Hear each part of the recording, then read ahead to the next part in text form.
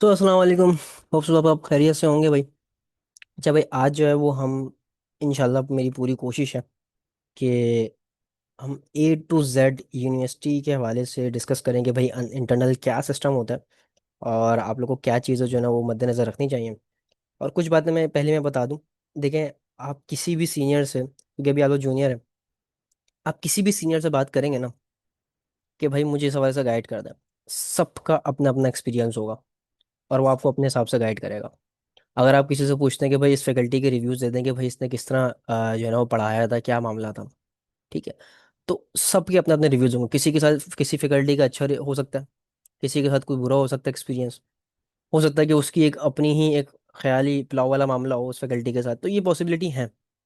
तो आपने एक चीज़ ध्यान में रखना है कि भाई मैं तो आपको यहाँ पे गाइड कर रहा हूँ, लेकिन हो सकता है इसमें कुछ बातें आपको ना समझ में आए। अभी कोई मसले की बात नहीं है, आप अभी सुन लिएगा, समझ लिएगा। जब आपके साथ वो एक्सपीरियंस होगा तो आप लोग इस बातों को गौर कर लेंगे कि हाँ यार ये बात ऐसी ही थी। ठीक है। मेरी मेरी पूरी कोशिश है कि मैं आप लोग को ये A to Z इस तरह समझाऊं कि जिस तरह अभी आप बिल्कुल एक एक्सपर्ट बंदे बन जाएंगे इसके बाद इंशाल्लाह। ठीक है। तो मेरी कोशिश यही है, लेकिन मैं आपको फिर दोबारा बता रहा हूँ कि भाई ऑब्जर्वेशन सबकी डिफरेंट होती हैं और कुछ इसमें चीज़ें ऐसी हैं जो सबके साथ सेम ही होंगी, लेकिन फिर भी ऑब्जर्वेशंस जब भी डिफरेंट होती हैं तो मैं पहली चीज़ें बता रहा हूँ। ठीक है। और ये बहुत सारे पॉइंट्स हैं, इंशाल्लाह डिटेल एक वीडियो होने वाली है। मे पॉसिबल कि सारे यही पॉइंट्स हों और हो सकता है बाद में मैं कुछ और भी ऐड कर दूं, पार्ट्स में बना दें, और डिफेंड करेगा। ठीक है। तो ये इंट्रोडक्शन आपको देना चाह रहा था कि भाई आप अपने पास एक चीज़ लाजमी नोट कर लें कि यहाँ जितने भी पॉइंट्स होने वाले हैं इसमें से कॉमन सबके लिए तो सेम ही चीज़ रहने वाली है, क्योंकि ये चेंज इतने आराम से नहीं होती। ठीक है। लेकिन कोशिश मेरी यही है कि मैं आपको इस तरीके से समझाऊं इसको कि आप लोग इसको आराम से अडॉप्ट कर लें कि भाई ये होने वाला है। ठीक है। ऑब्वियसली बात है कि जो चीज़ आप ऑब्जर्व करेंगे वो और मेरा ऑब्जर्वेशन जो है ना बिल्कुल डिफरेंट होगा। सेम भी हो सकता है, सिमिलर हो सकता है, सेम नहीं हो सकता, सिमिलर हो सकता है। ठीक है ना। तो मेरी पूरी कोशिश है यहाँ पे कि मैं इस चीज़ को मद्देनजर रखूँ। और अच्छा, आप लोग के घबराना नहीं है कि भाई इतनी सारी जो है ना टॉपिक्स आ रहे हैं और इतनी बड़ी वीडियो बन गई है। टेंशन नहीं लेनी, नीचे टाइम टाइम आपको डिस्क्रिप्शन में मिल जाएगा। आपको अगर कोई स्पेसिफिक टॉपिक को जाके देखना है तो आप उसको जाके देख सकते हैं। अब इवन आप ये वीडियो यूट्यूब पर वैसे डल रही है तो आप आराम सुकून से बाद में जाके भी जो है ना देख सकते हैं, लॉन्ग टर्म चलेगी इंशाल्लाह। ठीक है। हाँ, अगर मुझे लगता है कि कुछ पॉइंट्स मेरे यहाँ पे मिस हो गए हैं, मुझे ऐड करना है, तो मैं इंशाल्लाह वो यहाँ पे ऐड कर दूंगा अलग से पार्ट्स बना के। अदरवाइज इंशाल्लाह डिटेल वीडियो में हम देखने वाले हैं। तो भाई ये सबसे पहले हमारा एक इंट्रोडक्शन हो गया था। अच्छा भाई, ओरिएंटेशन की बात करते हैं। ओरिएंटेशन आप लोग का मेरे ख्याल से 13 अगस्त को हो रहा है। ठीक है। और अच्छा देखें, बच्चों को सवाल बड़ा आता है कि सर क्या ओरिएंटेशन में जाना ज़रूरी है? मैं तो बहुत दूर रहता हूँ या रहती हूँ, तो क्या ज़रूरी है आना? तो बच्चों मैं एक चीज़ बोलता हूँ कि यार ये साल में एक ही दफ़ा आपके पास आएगा, बल्कि 4 साल में आपके पास एक ही दफ़ा ऑप्शन आ रहा होगा ओरिएंटेशन पे जाने का। अंटिल अनलेस के आपके भाई बहन जो है ना वो अगले साल प्रिपेयर हो रहे हो जाने के लिए। ठीक है। तो मैं आपको रिकमेंड करता हूँ कि आप जाएं। ठीक है। इस ओरिएंटेशन डे पे जो है ना सबसे पहले आप वो आपकी लिस्ट भी आ गई होगी मेरे ख्याल से अब तक तो, जिसमें आपको डिपार्टमेंटल यानी मल्टीपल डिपार्टमेंट्स को एक साथ ही वो इनवाइट कर रहे होते हैं कि भाई आप मेन ऑडिटोरियम में जहाँ पे आपका एडमिशन होता है वहीं पे आप आएंगे और उस हिसाब से आप काम करेंगे। ठीक है। यानी कि आपको वो सवाल जवाब जो है ना पूछने का मौका मिल जाता है भाई। वाइस चांसलर सामने बैठे होते हैं, पहले तो एक पूरा अपना वो मंजन जो है ना चल रहा होता है, मंजन नहीं कहेंगे बल्कि कहेंगे भाई आपको करंडी की एक ओवरव्यू दे रहे होते हैं। सही है। और उसके बाद फिर वो आपसे क्वेश्चन आंसर 10 से 15 मिनट का सेशन होता है, 10 से 15 मिनट में आप क्वेश्चन आंसर जो भी करना है आप कर लें, उनसे वाइस चांसलर सामने होता है, सारे दीन सामने होते हैं। ठीक है। तो एक अच्छे इंटरेक्टिव मामला बन जाता है वहाँ पे। अच्छा, उसके बाद क्या होता है कि आप लोग वहाँ से जैसे 1 घंटा आपका पूरा होता है, अब वो डिपार्टमेंट आप देख लिएगा भी किस टाइम के हिसाब से। उसके बाद डिपार्टमेंट के कुछ बंदे या कुछ ऑफिसर्स वहाँ पे आएंगे आपके पास और वो आपको वहाँ से लेके अपने डिपार्टमेंट विजिट करवाएंगे। अच्छा, डिपार्टमेंट में जाके भी हो सकता है कि वो डिपार्टमेंटल ओरिएंटेशन भी दें, और टूर तो एटलीस्ट हो रहा होता है, तो आपके पास ऑप्शंस होते हैं वहाँ पे, आप आराम से उनसे विजिट करें। और वो दिन ही इसी का है, विजिट करने का दिन। ओरिएंटेशन जिस भी यूनिवर्सिटी में होता है वो हमेशा ये मकसद होता है कि भाई उस यूनिवर्सिटी के बारे में बता दें ताकि आप कंफर्टेबल हो जाए वहाँ पे, आपकी जोन कंफर्टेबल हो जाए। ऑल दो कंफर्टेबल नहीं होते उस दिन, तो घबराए होते हैं कि भाई कोई फ्रेंड्स ही नहीं होता। हाँ, आपके अगर फ्रेंड्स पहले से ही आ रहे हैं तो फिर अलग मामला है, आप एंजॉय करें। एक स्टेप बाय स्टेप इंशाल्लाह चलते हैं। तो जो बच्चे आ सकते हैं मैं रिकमेंड करता हूँ कि बिल्कुल लाजमी आए, एंजॉय करें वहाँ पे। ठीक है। वहाँ पे बहुत सारी सोसाइटीज़ और कम्युनिटी के भी जो है ना स्टॉल लगे होते हैं और वो मल्टीपल गेम खिलवा रहे होते हैं और मल्टीपल आपको जो है ना इंट्रोडक्शन दे रहे होते हैं अपना, तो वो भी है। ठीक है। तो सोसाइटी का मामला क्या है, कम्युनिटी का मामला क्या है, इसको ज्वाइन करने नहीं करना वो इंशाल्लाह हम आगे जाके उसको देखते हैं इंशाल्लाह। ठीक है। अच्छा भैया, ओरिएंटेशन की बात हो गई। अब बात करते हैं सेमेस्टर टाइप की। भाई देखिए, हमारे पास ना दो ही किस्म के सेमेस्टर मिलते हैं एनईटी के अंदर, एक फॉल होता है एक स्प्रिंग होता है। ठीक है। अच्छा देखिए, अब इसमें ना ये चीज़ है कि आपके पास जो एडमिशन्स होते हैं ना वो स्प्रिंग के अंदर ही हो रहे होते हैं, फॉल के अंदर नहीं होता। स्प्रिंग के अंदर ही एडमिशन होंगे और आपके वो सेमेस्टर आपका स्टार्ट हो जाएगा अभी। फॉल का मतलब क्या और स्प्रिंग का मतलब क्या है? फॉल आपका जो है ना, अभी जो आपका सेमेस्टर स्टार्ट होने वाला है वो फॉल है। जो विंटर वाला मामला जो तकरीबन चलता है ना उसके अंदर। और मेरे ख्याल से आपके क्लासेस जो है वो 18 अगस्त से स्टार्ट है। ठीक है। और 18 अगस्त के बाद ये तकरीबन दिसंबर में जाके जो है ना वो एंड हो रहा होगा। सही है। अभी मैं इसके ऊपर पूरी टाइमलाइन के ऊपर आऊंगा। एलईडी के अंदर आपके पास जो सेमेस्टर होता है ना वो तकरीबन 3.5 से लेके 4 मंथ का होता है। ठीक है, ये इस तरह वेरी कर रहा होता है। तो बाकी यूनिवर्सिटी के ना कभी 6 महीने महीने का भी सुना होगा आप लोगों ने, 4 महीने का भी सुना होगा, तो एनईडी के अंदर ये सीन है कि भाई 3.5 से 4 महीने का सेमेस्टर होता है। सही है। अच्छा। तो अच्छा, अब इसकी कहानी इस तरह है कि जब आप स्प्रिंग, अभी अभी जो आपका चल रहा है वो फॉल है। और फॉल के बाद स्प्रिंग आ जाएगा, जो कि एक समर गर्मी वाला जो मामला होता है उस तरह का गेम होगा बिल्कुल। ठीक है। तो ये समझो एक सेमेस्टर टाइप है। अभी मैं डिटेल्स के ऊपर बात इंशाल्लाह मैं करूंगा। सही है। अच्छा, अब बात करते हैं स्कॉलरशिप्स की। ये बड़ा कॉमन सवाल आता है। अभी देखिए, एक स्कॉलरशिप तो आप लोग को मिली होगी। जो हाई मेरिट वाले बच्चे होंगे उनको स्कॉलरशिप मिली होगी। मुख्तलिफ किस्म की होगी, वो आप लोगों ने देखी होगी फेलोशिप्स की। ठीक है। वो मेरिट बेस आपको मिली है। अच्छा, वो आपकी जो है ना रिन्यू होते रहेगी हर सेमेस्टर। उसका क्राइटेरिया होता है वो आपको पीडीएफ में आपने पढ़ लिया होगा, वो मैं उस पर नहीं बात कर रहा। आप लोगों ने उसको आराम से देख लिया होगा। ठीक है। तो बस ये होता है कि जो टॉप 3 वाले बच्चे हैं उनको एक परसेंटेज के हिसाब से 170 इस तरह करके जो है ना वो दे रहे होते हैं। और टॉप 3 के अलावा जितने बच्चे होते हैं, मेरे ख्याल से 2 CGP से ऊपर तक। सही है। उनको एक फिक्स अमाउंट में जो है ना 22% मेरे ख्याल से दे रहे होते हैं, और बाकी 2 से कम वाले को 17% आई थिंक होती है। तो इस तरह का स्कॉलरशिप का मामला होता है, वो मेरिट बेस होती है। लेकिन एक हमारे पास आती है नीड बेस, और एक हमारे पास आती है नीट कम मेरिट बेस। ठीक है। ज्यादातर ना एनईडी के अंदर वो ये वाली मिलेंगे। अब जब ये फेलोशिप नहीं थी ना, उससे पहले के नीट का मेरिट बेस बहुत ज्यादा थी, जिसमें आपकी नीड बेस भी देखी जाती थी चीज और मेरिट को भी देखा जाता था। ठीक है। और मेंटेन करनी पड़ती थी ये सारी चीजें आपको। सही है ना। तो नीट कम बहुत ज़्यादा आपको जो है ना नीट का मेरिट बेस आपको बहुत ज़्यादा मिलती थी, लेकिन जब फेलोशिप आई ना तो आपको थोड़ी सी रिलैक्सेशन मिली है। और आप आराम से उसको जो है ना वो मेरिट बेस वाली की भी ले सकते हैं। एटलीस्ट अगर आपके पास कोई नीट नीट वाला मामला नहीं है तो आप मेरिट की तरफ जा सकते हैं। और मिलती हैं, ऐसी नहीं है। ठीक है। अच्छा, ये कहाँ से मिलती हैं ये इंशाल्लाह भी हम इस पर डिस्कस करेंगे कि भाई ये क्या चीज़ आ रही है। ठीक है। अच्छा, बैंक अकाउंट की बात करते हैं। ये नॉर्मली कोई बात नहीं करता, लेकिन मैं इस पर बात करना चाहूँगा। यार देखें, अगर तो आप, बहुत सारे बच्चे यहाँ पे जो है ना अभी इस रेंज में होंगे जो 17 से लेकर 18 साल की उम्र में होंगे। वो मोस्ट प्रोबेबली कोई 16 साल वाला बच्चा भी यहाँ पे आ रहा हो, मोस्ट प्रोबेबली वो डिपेंड करेगा। ठीक है।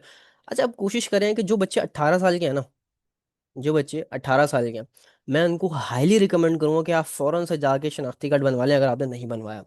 और अपने नाम पे एक एक सिम रजिस्टर करवा लें उसी दिन, जिस दिन आपको शनाख्ती कार्ड मिले। और प्रोबेबली वो अगर नॉर्मल की तरफ जाता है तो 1 महीने में मेरे ख्याल से मिल जाते हैं। सही है। और अगर फास्ट फॉरवर्ड में जाएंगे तो ऑब्वियस बात है जल्दी मिल सकता है। और शनाख्ती कार्ड जो है ना आपने जो बनवाना है वो स्मार्ट कार्ड वाला ही बनवाना है। नॉर्मली अब तो यही वाले चल रहे हैं मेरे ख्याल से, नॉर्मल वाला नहीं बनवाना, उर्दू वाला जो होता है वो नहीं बनवाना, बल्कि आपने इंग्लिश और स्मार्ट कार्ड वाला बनवाना है। ठीक है, क्योंकि वो ज़रा अच्छी इसमें फीचर्स के साथ अमल है। और एक सिम रजिस्टर आप करवा लेगा जब आपको शनाख्ती कार्ड मिल। ठीक है। अच्छा, उसके बाद आपने ना लाजमी एक बैंक अकाउंट लाजमी खोलना है। अब बच्चों का सवाल आएगा कि सर यार हमारे पास तो 5 रुपए भी नहीं होते, 10 रुपए भी नहीं होते, तो बैंक अकाउंट खोल के क्या करेंगे? नहीं बच्चे, देखो आप बैंक अकाउंट खोलने का फायदा नहीं समझ रहे। अभी आप एक ऐसी प्रोफेशनल एरिया में एंटर कर चुके हो जहां पे आपके पास बैंक अकाउंट होना लाजमी है, क्योंकि ऐसा सिस्टम आपका ऑनलाइन चल रहा है। और कभी भी आपको इमरजेंसी हो सकती है। आप किसी दूसरी जगह पे बैठे हैं, आपका घर दूर है, कभी भी इमरजेंसी हो सकती है। और कभी भी आपको कोई जॉब पेड मिल गई या कोई ऐसी चीज़, वो तो ऑनलाइन सिस्टम चलता है, कैश पे कोई इतना मामला नहीं चलता। ट्रैक नहीं रख पाते ना कैश पे। तो बैंक अकाउंट एक होना लाजमी है आपके पास। पहली चीज़ ये इंपॉर्टेंट है। अच्छा, अब सर ये सवाल ये आएगा कि सर बैंक अकाउंट कौन सा अच्छा है? देखिए, बैंक अकाउंट पाकिस्तान में बहुत सारे हैं। ठीक है। आप अगर माइक्रो फाइनेंस की तरफ जाएं, मैं वैसे माइक्रो फाइनेंस को रिकमेंड अभी यहाँ पे नहीं कर रहा, यानी आप बनाना चाहते हो ठीक है, अच्छी बात है, लेकिन वो बैंक जो एक इंटरनेशनल लेवल पे भी चल रहे होते हैं। ओवरऑल ये बैंक एक होता है, बैंक जिसका नाम होता है, माइक्रो फाइनेंस बैंक की बात नहीं कर रहा मैं सिर्फ। आप खुलवाना चाहें तो खुलवाएं, बिल्कुल खुलवाएं, कोई मसला नहीं, क्योंकि शनाख्ती कार्ड आपका आगे तो कितने भी बैंक खुलवा लें, मेरे को पता नहीं कितने सारे बैंक खुले हुए हैं। माइक्रो फाइनेंस के सारे खुले होंगे अलहमदिल्ला। बैंक एक मेरा ओपन हुआ हुआ है मिजान के अंदर। ठीक है। तो आप कोशिश करेंगे किसी एक में से आप बैंक खुलवा लें, मैं किसी की प्रमोशन नहीं कर रहा, मैं पहली बता रहा हूँ चीज़। लेकिन बैंक एटलीस्ट खुलवाएं। अब सवाल ये आएगा सर देखें, दो कैटेगरी मिली होती है नॉर्मल। एक होता है करंट, जब आप बैंक खुलवाने जाएंगे, और एक होता है सेविंग। अच्छा, अब जो बच्चे हलाल हराम का मामला रखते हैं कि यार जो सेविंग आती है वो हराम होती है, अच्छा बैंक की तो दो और किस्में भी होती हैं। बैंक आपको एक मिलेंगे कन्वेंशन, ठीक है, स्पेलिंग का थोड़ा सा हो सकता है मसला हो। और एक मिलेगा आपको इस्लामिक। ठीक है। और कोई ऐसे भी मिलेंगे जो दोनों होंगे, पॉसिबिलिटी है। मैं बस ये बोलना चाहूंगा कि जो बैंक प्योरली इस्लामिक पे है ना, जो प्योरली इस्लामिक पे है, अगर आप उसके अंदर सेविंग के ऑप्शन पे जाते हो तो कोई मसला नहीं है। ठीक है। अच्छा, अब ये मैं कोई फतवा वगैरह कुछ नहीं दे रहा भाई, ऐसे मैं पहले ही बता दूं, आपकी अपनी चॉइस है, मैं आपको सिर्फ एक गाइड कर रहा हूँ कि भाई ये चीज़ें होती हैं। ठीक है, मैंने जो खुलवाया हुआ वो मिजान के अंदर खुलवाया हुआ है, और सेविंग खुलवाया हुआ है। उसकी वजह मैं आपको इंशाल्लाह भी आगे वाले पॉइंट में डिस्कस करता हूँ, ठीक है। लेकिन एक होता है कन्वेंशन। कन्वेंशनल वो बैंक होता है जिसमें आपका इंटरेस्ट वाला मामला आता है, यानी सूद वाला मामला आता है। आप पैसे अपने बैंक में रख रहे हो तो जितने आप रखोगे उसके फिक्स रेट के हिसाब से आपको पैसे मिल रहे होंगे। सही है। सेविंग के अंदर भी कॉन्सेप्ट इंटरेस्ट रेट वाला होता है, लेकिन तरीका अलग होता है, जब भी वो अलग मामला बन जाता है, जब भी वो हलाल की तरफ चले जाता है।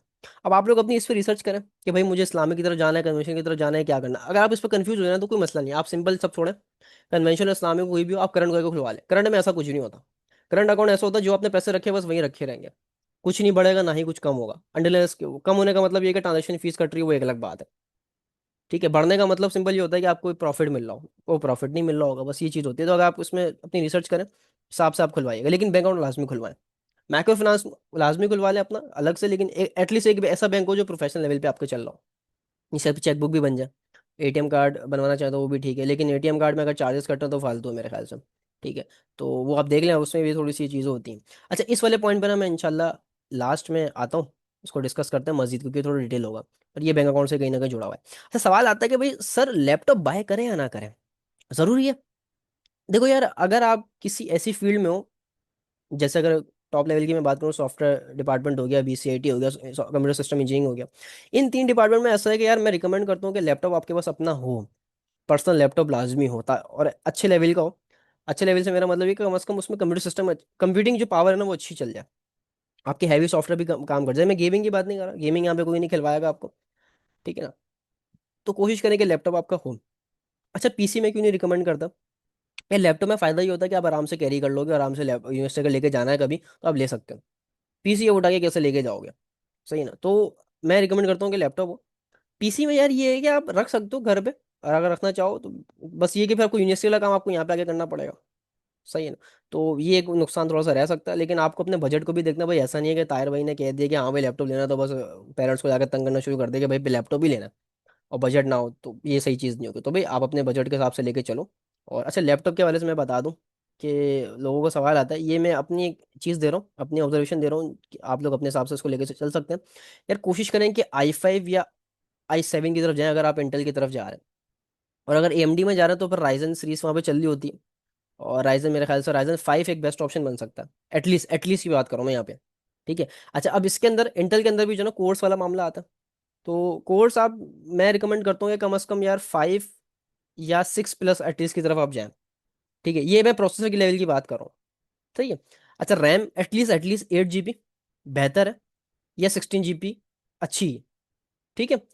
और एक और चीज़, स्टोरेज के बारे से मैं बात करूँ, ये मैंने रैम के बारे से बात करी है, स्टोरेज के बारे से मैं बात करूँ तो यार स्टोरेज में ना आप, अगर आपके पास बजट बहुत कम है तो कोशिश करें कि 128 GB की एसएसडी लगवाएं, जिसके अंदर आप ओएस को इंस्टॉल कर रहे होंगे, और इसी के साथ प्लस करके ना आप हार्ड डिस्क लगवा लें, जितनी आपकी कैपेसिटी है बजट के अंदर आप उस हिसाब से हार्ड डिस्क लगवा लें। ठीक है। अगर आपके पास बजट बिल्कुल टाइट है, एक ऑप्शन इसमें ये भी आता है कि आपके पास बजट बिल्कुल अच्छा है, तो आप सिंपल जो है ना एसएसडी लगवा लें, प्योर पूरी कंप्लीट एसएसडी लगवा लें। वो आपकी मर्जी, एसएसडी थोड़ी सी हैवी पड़ती है। अच्छा, एसएसडी के अलावा M.2 का भी ऑप्शन होता है, एनवीएम का भी ऑप्शन होता है, वो आप अपने बजट के हिसाब से बिल्कुल एडजस्ट कर सकते हैं। ये आपको मैंने कुछ बेसिक चीज़ें बताई हैं। जीपीयू का मामला अगर देखना चाहें बिल्कुल लगा सकते हैं, कोई मसला नहीं। राइजन के अंदर जो है ना वो दोनों चीज़ें आ रही होती हैं, इंटीग्रेटेड भी होता है और एक डेडिकेटेड भी होता है, तो वो आप पॉसिबिलिटी आप अपने हिसाब से उसको देख सकते हैं कि भाई किस तरह आपको लेके चलना है। ठीक है। बजट पे सारा आपका काम जो है ना वो डिपेंड कर रहा होगा। अच्छा, अब बात करते हैं एनडी वाईफाई रजिस्ट्रेशन। अच्छा, एनडी की ना सबसे अच्छी खास बात यह है कि वो आपको फ्री वाईफाई दे रही होती है, फ्री तो नहीं कहेंगे लेकिन एक मिनिमम अमाउंट जो है ना वो आपसे ले रही होती है, जो आप रोजाना खर्च भी करते रहते हैं, और वो आप उस बजट के अंदर आपको दे रही होती है। होता क्या है, अभी अभी डायरेक्ट आप जाकर रजिस्ट्रेशन नहीं करा सकते, वो जब वाउचर्स वगैरह आएंगे। एक हमारे पास ना एनईडी के अंदर एक बिल्डिंग है जिसका नाम है HPCC, हाई पावर कंप्यूटिंग करके कुछ इसका मेरे ख्याल से उसकी एब्रीवेशन है। और ये ना CIS का ही एक डिपार्टमेंट है। ठीक है, एक पार्ट है ये। HPCC बिल्डिंग में जब आप एंटर करेंगे तो वहाँ पे सामने एक आपको एक रजिस्ट्रेशन काउंटर मिल जाएगा तरीके से। तो वहां से आप जाके मालूमात कर सकते हैं। जब आपके इंस्टीट्यूट खुल जाए उसके बाद आप जाके जो है ना 18 अगस्त को जब क्लासेस, आप जाके वहाँ से पता कर सकते हैं कि भाई वाईफाई के लिए रजिस्ट्रेशन फॉर्म आए या नहीं आए। मैं कोशिश करूंगा कि यहाँ पे पिक्चर एक लगा दूँ रजिस्ट्रेशन फॉर्म की, या डिस्क्रिप्शन में मैं दे दूंगा। ठीक है, जो ये किस तरह वो दिखता है, लेकिन आपने उसकी फोटो कॉपी करा के काम नहीं करना भाई, वो एक जो वहाँ पे आपको देंगे उस हिसाब से होगा। अच्छा, नॉर्मली ना इसकी प्राइस लास्ट टाइम जो मैंने सुनी थी वो 75 या 80 सुनी थी। अब बढ़ जाए तो एक अलग बात है, लेकिन ये बहुत मिनिमम है और ये 4 साल आपको आराम से चलाएगा। ठीक है, तो आपने वो रजिस्ट्रेशन फॉर्म फिल करना, उसके अंदर सिंपल जो है वो कुछ डिटेल्स जारी होती हैं, और वो आपको फिल करके सबमिट करवाना है। उसको कुछ टाइम बाद ही जो है ना वो आपको पता चल जाता है कि भाई वो एक आपको ना पेपर देंगे। उस पेपर में ना दो चीज़ें मेन होंगी, एक आपका आईडी होगा, ठीक है, और एक आपका पासवर्ड होगा। सही है। वो कैसे रजिस्टर करते हैं, मोबाइल में कैसे करते हैं, लैपटॉप में कैसे करते हैं, वो सब आपको उस टाइम पता चल जाएगा, मैं भी बता दूंगा, फायदा नहीं है।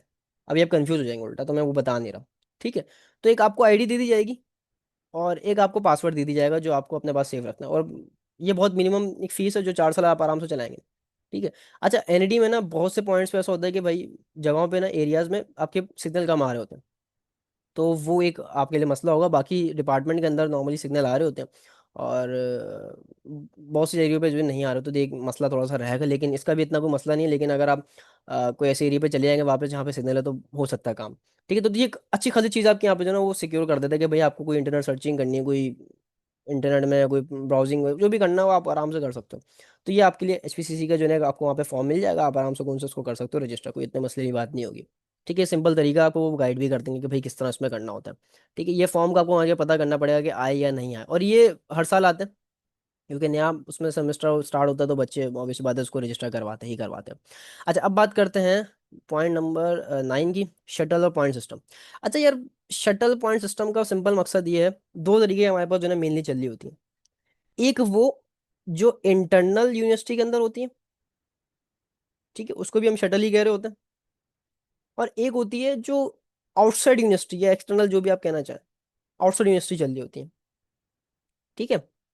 अच्छा, जो इंटरनल होती है ना वो कुछ रिक्शा टाइप वाली फीलिंग दे रही होती है। वो नॉर्मली सुबह के टाइम चलती है, एक मॉर्निंग में। ठीक है। और एक जो मैंने देखा है वो आफ्टरनून के टाइम पे चल रही होती है। आफ्टरनून का मेरा मतलब ये है कि जो नमाज वाला टाइम आ रहा होता है जोहर का। सही है। मॉर्निंग के टाइम जब आप यूनिवर्सिटी आ रहे होंगे तो वो आपको मिल रही होगी। जितने भी एनआईटी के गेट्स हैं विजिटर को छोड़ के, वो आप सबको वहां से मिल रही होगी। मस्कन का गेट हो गया, या बैक साइड वाला गेट हो गया, या मेन गेट हो गया, इन तीनों जगहों से आपको ये मिलनी होंगी। ठीक है। तो ये इंटरनल वाली होती है। अच्छा, ये इसके जो चार्जेस होते हैं ना वो आपके सेमेस्टर में इंक्लूड होते हैं। अगर आप कभी इसका ब्रेकडाउन खुल के देखें तो आपको इसमें मिल जाएगा। लेकिन जो आउटसाइड यूनिवर्सिटी होती है ना, इसको हम बच्चे जो है ना नॉर्मली पॉइंट कहते हैं। क्या कहते हैं? पॉइंट होते, ये शटल ही है। इसके रूट्स आपको मिल जाएंगे, इनकी वेबसाइट वगैरह पे आप जाके देखें, या कहीं पीडीएफ अगर मुझे मिल गया तो मैं यहाँ पे अटैच कर दूंगा डिस्क्रिप्शन में, आप उसके रूट्स देख सकते हैं। और हर पॉइंट के ना अलग अलग नंबर लिखे, पॉइंट नंबर 1 किस जगह से चलेगी, कहाँ पे रुकेगी, किस किस जगहों से एरिया जाएगी। ठीक है, हर चीज़ के लिखे होते हैं। एरिया है वो ना इस सीक्वेंस में लिखे होंगे, एरो बना के लिखे होंगे, तो आपको समझ में आ जाएगा। ठीक है। अच्छा, पॉइंट का मामला ये है कि वो हर स्टॉप पे ना डिपेंड करता है कि भाई वो कभी 7 बजे किसी के पॉइंट, किसी की स्टॉप पे होगी, किसी के 7:40 पर होगी। ठीक है।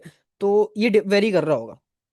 सही है ना। ये वेरी कर रहा होगा, जैसे अगर मैं बात करूँ, मैं जब पॉइंट पे जाता हूँ तो मेरा जो स्टॉप है ना वो 2 मिनट चुरंगी वाला है। ठीक है। लेकिन ये स्टार्ट कहाँ से होता है?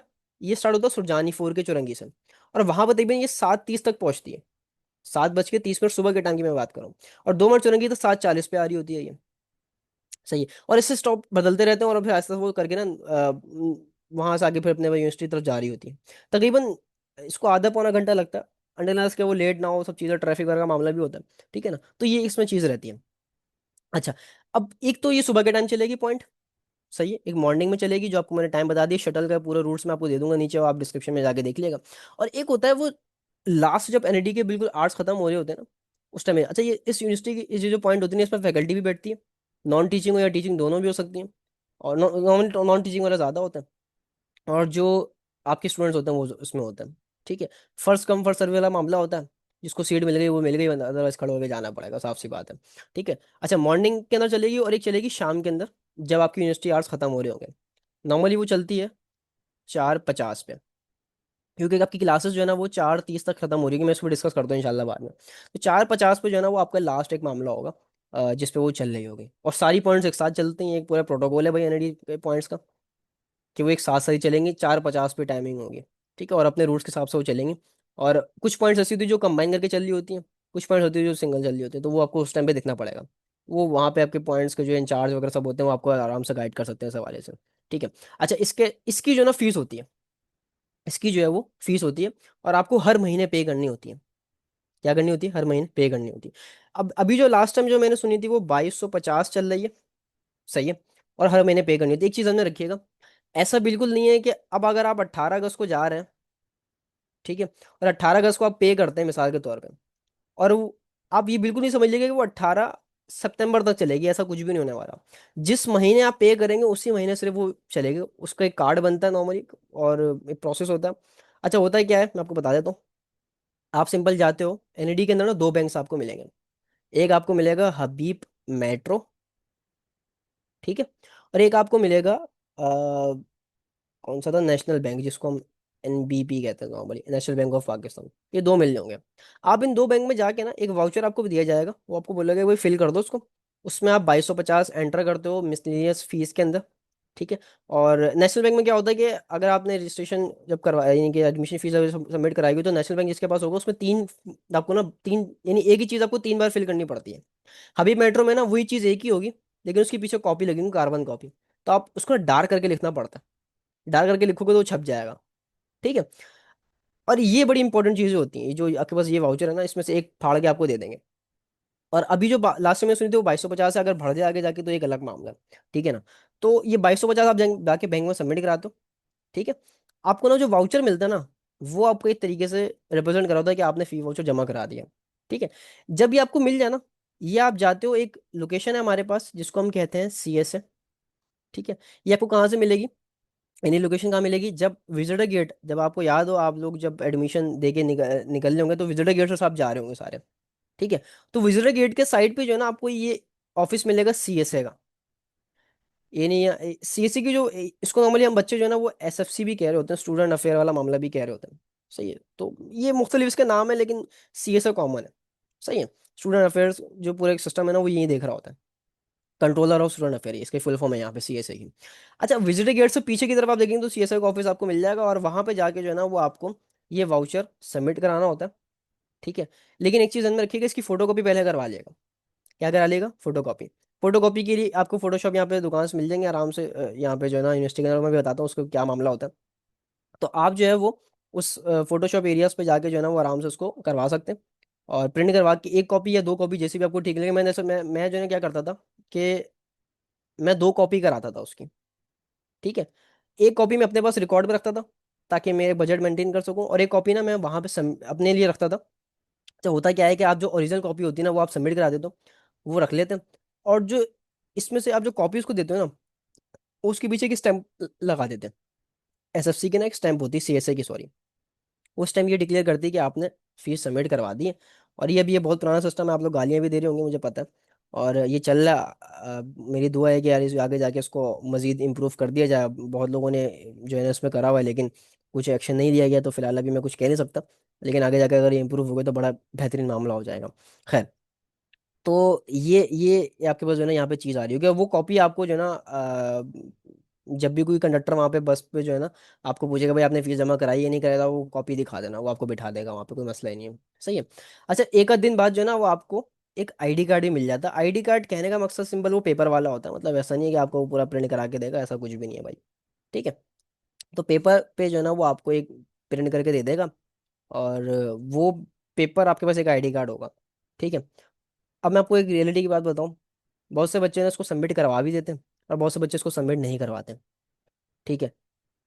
और बहुत से कनेक्टर जो है ना उसको एक्सेप्ट कर लेते हैं बगैर सबमिट कराए, ओरिजिनल वाले को भी देख लेते हैं। और बहुत से जो है ना वो हरकतें करते हैं कि भाई आप जाकर सबमिट कराओ।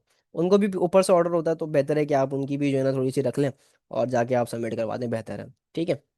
खैर, तो ये कुछ बातें थी जो पॉइंट सिस्टम में आपके पास चलती हैं भाई। अच्छा, अब बात करते हैं, ये आपके पास पॉइंट की कहानी होगी। अब बात करते हैं NID के पोर्टल के हवाले से।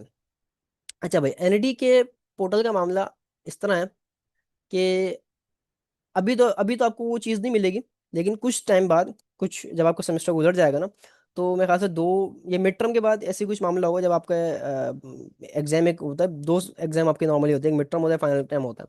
तो मिड टर्म के बाद मेरे ख्याल से जो है ना वो ID कार्ड का प्रोसेस आपको मिलना शुरू हो जाता है नॉर्मली। मैंने जो लास्ट टाइम जो इस तरह मामला हुआ था, तो ID कार्ड जो है ना वो आप आईडी कार्ड आराम से जब आपको मिले तो आपको ना एक चीज़ और भी देते हैं साथ, वो उस दिन भी हो सकती है, उसके बाद भी हो सकती है, उससे पहले भी हो सकती है, दोनों डिपेंड करेगा। वो आपको ना क्रेडेंशियल्स देंगे। क्या देंगे? क्रेडेंशियल्स देंगे। जैसे अभी आप लोगों ने अपने स्टूडेंट एडमिशन का पोर्टल बनाया था ना, वैसे ही आप लोग का होगा, लेकिन उसकी क्रेडेंशियल्स वो लोग खुद देंगे, बजाय कि आप लोग उसको रजिस्टर करें। ठीक है, उसकी क्रेडेंशियल्स आपको देंगे, उसके अंदर आपके पास एक क्या होगा, यूजर नेम होगा, यूजर नंबर होगा, और एक आपका पासवर्ड होगा। ठीक है। अगर मैं आपको यहाँ पे दिखाना चाहूँ तो let me show you. ND का पोर्टल जो है वो कुछ ऐसे होगा। एक मिनट, हाँ ये वाला आपके पास पोर्टल आ रहा होगा। ठीक है। अगर मैं इसको वैसे ओपन करके दिखाना चाहूँ तो भाई आप इस वेबसाइट पर जब जाओगे ना, रिडायरेक्ट हो गए, तो आपके पास कुछ ऐसे यहाँ पे जो है ना पोर्टल शो होगा। एम्प्लॉय के लिए अलग होता है, अंडर ग्रेजुएट यानी आप जो स्टूडेंट हो उसके लिए अलग होगा, पोस्ट ग्रेजुएट जो कि मास्टर पीएचडी का मामला तो उनके लिए अलग होता है। ठीक है। तो आपको ना एक स्टूडेंट आईडी दी जाएगी और पासवर्ड दिया जाएगा, और ये सिंपल तो इमेज कोड आप जैसे डालोगे तो वो हो जाएगा सिंपल। ठीक है। तो जैसे आपके पास ये चीज़ आएगी ना, तो आप इसको लॉगिन करो। जैसे मैं यहाँ पे अगर मैं डाल के आपको दिखा दूँ, तो ये जब मैं लॉगिन करूंगा ना, तो यहाँ पे मेरे पास ये खुल जाएगा, और ये आपके पास पोर्टल खुल के आएगा। ठीक है। जिस दिन आपको फर्स्ट टाइम मिलेगा ना, तो आपके पास ऐसी कोई पोर्टल शो नहीं होगा, बल्कि वो ये जो अभी मैं इसको खोल नहीं रहा, वैसे ये मेरी क्रेडेंशियल्स आ रही है यहाँ पे। जब आप इसको खोलोगे ना, तो आपके पास एक अंडरटेकिंग फॉर्म खुल जाएगा, वो उसी के अंदर होगा। बस आपको चेक इन करके ना कि हाँ भाई आप इसको अलाउ कर रहे हो, तो बस सबमिट कराओगे। उसके बाद आपको ना एक और आपको क्रेडेंशियल्स मिल जाएगी। वो आपकी क्रेडेंशियल्स होगी ना, वो एक जीमेल अकाउंट की होगी, जो गूगल क्लासरूम होते हैं ना हमारे पास। ठीक है। तो उसकी क्रेडेंशियल्स होगी। सही है। वो आपको खुद ही दे देंगे, बाद में पासवर्ड चेंज कर सकते हो, कोई मसले की बात नहीं है। आपको जो देंगे वो आप उस हिसाब से काम कर सकते हो। एक क्रेडेंशियल आपकी कौन सी होगी भाई? आपके पोर्टल की। उसी पोर्टल के अंदर आपको ना एक जीमेल अकाउंट दे दिया जाएगा, जो कि एनडी का अपना एक गूगल क्लासरूम का पूरा सिस्टम है जो मैंने परचेज किया हुआ है। वो आपको जो है ना वो दे दी जाएगा, जी सूट नॉर्मली हमको उसको कहते हैं। ठीक है, गूगल का पूरा प्रोफेशन एक सूट है। तो उसमें क्या होता है कि वो आपको क्रेडेंशियल्स देंगे। अच्छा, वो जो ईमेल है ना, वो आपके चलते रहेगी पूरे 4 साल। 4 साल तक चलेगी, उसके बाद नहीं चलेगी। ठीक है। वो ईमेल पे क्या होता है कि आपके गूगल क्लासरूम, जब कोई फैकल्टी जो है ना अपना गूगल क्लासरूम, जैसे इसको नॉर्मल शॉर्ट में हम जीसीआर कहते हैं, ये ध्यान में रखिएगा। ठीक है।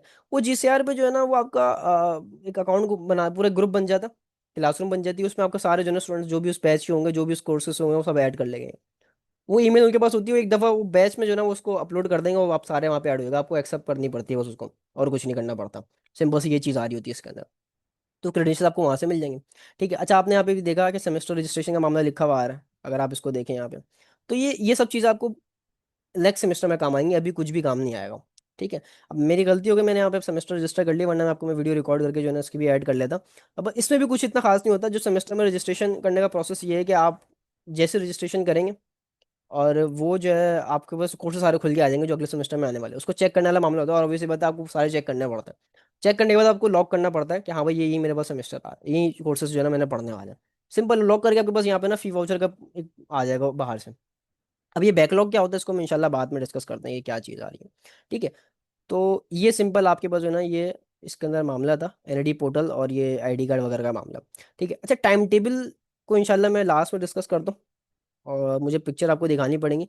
टाइम टेबल में बहुत सारी चीज़ें जो है ना वो यूज़ हो रही थी। नॉर्मली ऐसा होता है कि आपके पास जो है ना शॉर्ट वेरिएबल्स ज़्यादा यूज़ होता है। वो मैं वैसे यहाँ पे जो टारगेट करूँगा वो सीआईएस को, टाइम टेबल को रिप्रेजेंट करते हुए लेके चलूँगा। लेकिन नॉर्मली सब जगह ऐसी ही कॉमन चल रही होती है, तो आप उसको कॉमन जो है ना उसको देख सकते हैं। ठीक है। अच्छा, अब इसकी इसकी मैं बात टाइम टेबल के साथ ही कर रहा हूँ। एनईडी की वेबसाइट थोड़ी सी मैंने आपको डिस्प्ले करवाई है। यहाँ पे अगर आप देखें, तो ये एनईडी की वेबसाइट जो है ना वो आपको दिख रही होगी। जैसे कि बहुत सारी चीज़ आपको यहाँ पे मिल जाएंगी, तो आप उसको एक्सप्लोर करना चाहो तो वो कर सकते हो, कोई मसले की बात नहीं। कुछ और भी आपके पास हमारे पास जो है ना वो आ रही होती हैं, जैसे कि एनईडी की न्यूज़ के हवाले से पूरी एक उसने बनाई हुई है। ठीक है। तो आप जो भी अभी कोई अपडेटेड देखना चाहें, जैसे यहाँ पे अभी नोटिफिकेशन यहाँ पे आई हुई है, जो भी आप देखना चाहें, रिजल्ट वगैरह आपकी जो भी सब चीज़ होती है वो यहीं पे आपके शो हो रही होती है, तो आप उसको देखना चाहो तो कर सकते हो, कोई मसला नहीं है। फिर एनईडी के जितने भी डिपार्टमेंट्स है ना, आपका सीआईएस हो, सॉफ्टवेयर हो, बीसीआईडी, कोई सा भी आपका डिपार्टमेंट हो, उसकी भी अपनी अपनी ना वेबसाइट बनी होती है।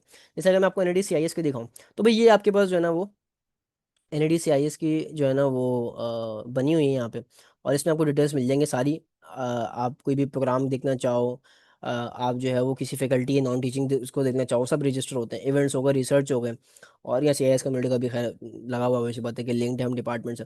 तो ये सब चीज़ें आपके पास जो है ना यहाँ पर आ रही होती हैं। ठीक है। तो ये आप हर यूनिवर्सिटी की जो सॉरी यूनिवर्सिटी हर डिपार्टमेंट की अपनी जो है ना वो बनी होगी। एक और होती है हमारे पास NADCSA करके। आप सिंपल सर्च करें एनआईटी सीएसए तो आपको मिल जाएगी। यहाँ पे ना आपके पास जितने भी स्टूडेंट रिलेटेड अफेयर्स जो भी सब मामला होते हैं ना, स्कॉलरशिप के हवाले से हो गई, एक्स जो भी सब चीज़ होंगे ना वो यहाँ पे आपको मिल जाएंगे। ठीक है। नॉर्मली यहाँ पे स्कॉलरशिप की ज़्यादा चीज़ होती है, कोई इंटर्नशिप जॉब का मामला होता है वो भी, बल्कि यहाँ पे नहीं होती, वो दूसरी जगह होती है, लेकिन खैर यहाँ पे स्कॉलरशिप का बहुत ज़्यादा जो है ना चीज़ें देखी जा रही होती हैं। किसी की लिस्ट में नाम आ गया कोई भी मामला तो आप यहाँ से आके देख सकते हो। सिंपल सी ये चीज़ आ रही है। ठीक है। और ये तो पोर्टल का आपको मैंने ऑलरेडी बता दिया। अच्छा। तो भाई ये एनआईटी की वेबसाइट का मामला होता है, और सीएसए का आपको ऑलरेडी मैंने बता दी कि अब क्या मामला होता है। अब बात करते हैं वीक्स कॉन्सेप्ट की। एनआईटी के अंदर जो वीक्स का मामला होता है उसके अंदर बात करते हैं।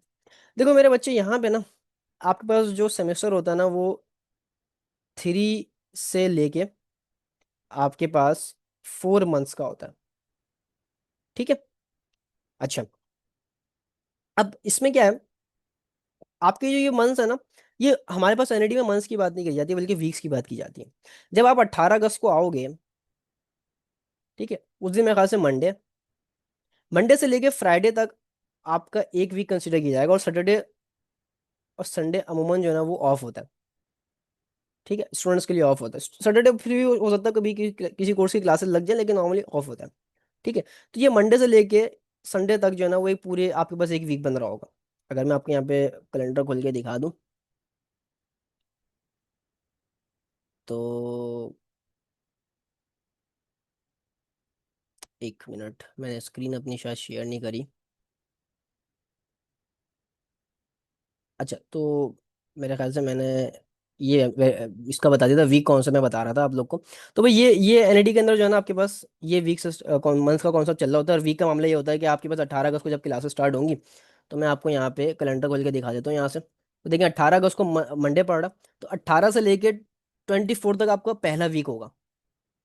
मैं ओनली क्या करता हूँ, अपने गूगल कैलेंडर खोल के ना मैं सारे वीक को रजिस्टर कर लेता हूँ। तो मेरे पास वो नोटिफिकेशन आती है कि भाई आपका वीक 1 चल रहा है, वीक 2 चल रहा है, वीक 3 चल रहा है, तो वो बड़ा अच्छा रहता है। फिर 25 से लेकर 31 तक दूसरा वीक होगा। सिमिलरली 1 से लेके 7 सितंबर तक आपको तीसरा वीक आ रहा होगा। फिर यहाँ से लेके चौथा, फिर पांचवा, इस तरह चलते रहेगा। अच्छा भाई देखो, ये ना हर डिपार्टमेंट के अंदर, हर फैकल्टी के अंदर अपना अपना मामला होगा, लेकिन मैं कॉमन यहाँ पे जो कुछ बातें होती हैं आपको मैं वो डिस्कस कर रहा हूँ। भाई वीक कितने होंगे टोटल? वीक 1 से लेके टोटल आपके पास यहाँ पे 16 या 17 होते हैं, इंक्लूडिंग एग्जाम्स की मैं बात कर रहा हूँ। ठीक है। अच्छा, अब बात करते हैं इस वीक के ना बैकग्राउंड करते हैं जो कॉमन है। बाकी वीक में क्या होगा कुछ पता नहीं है।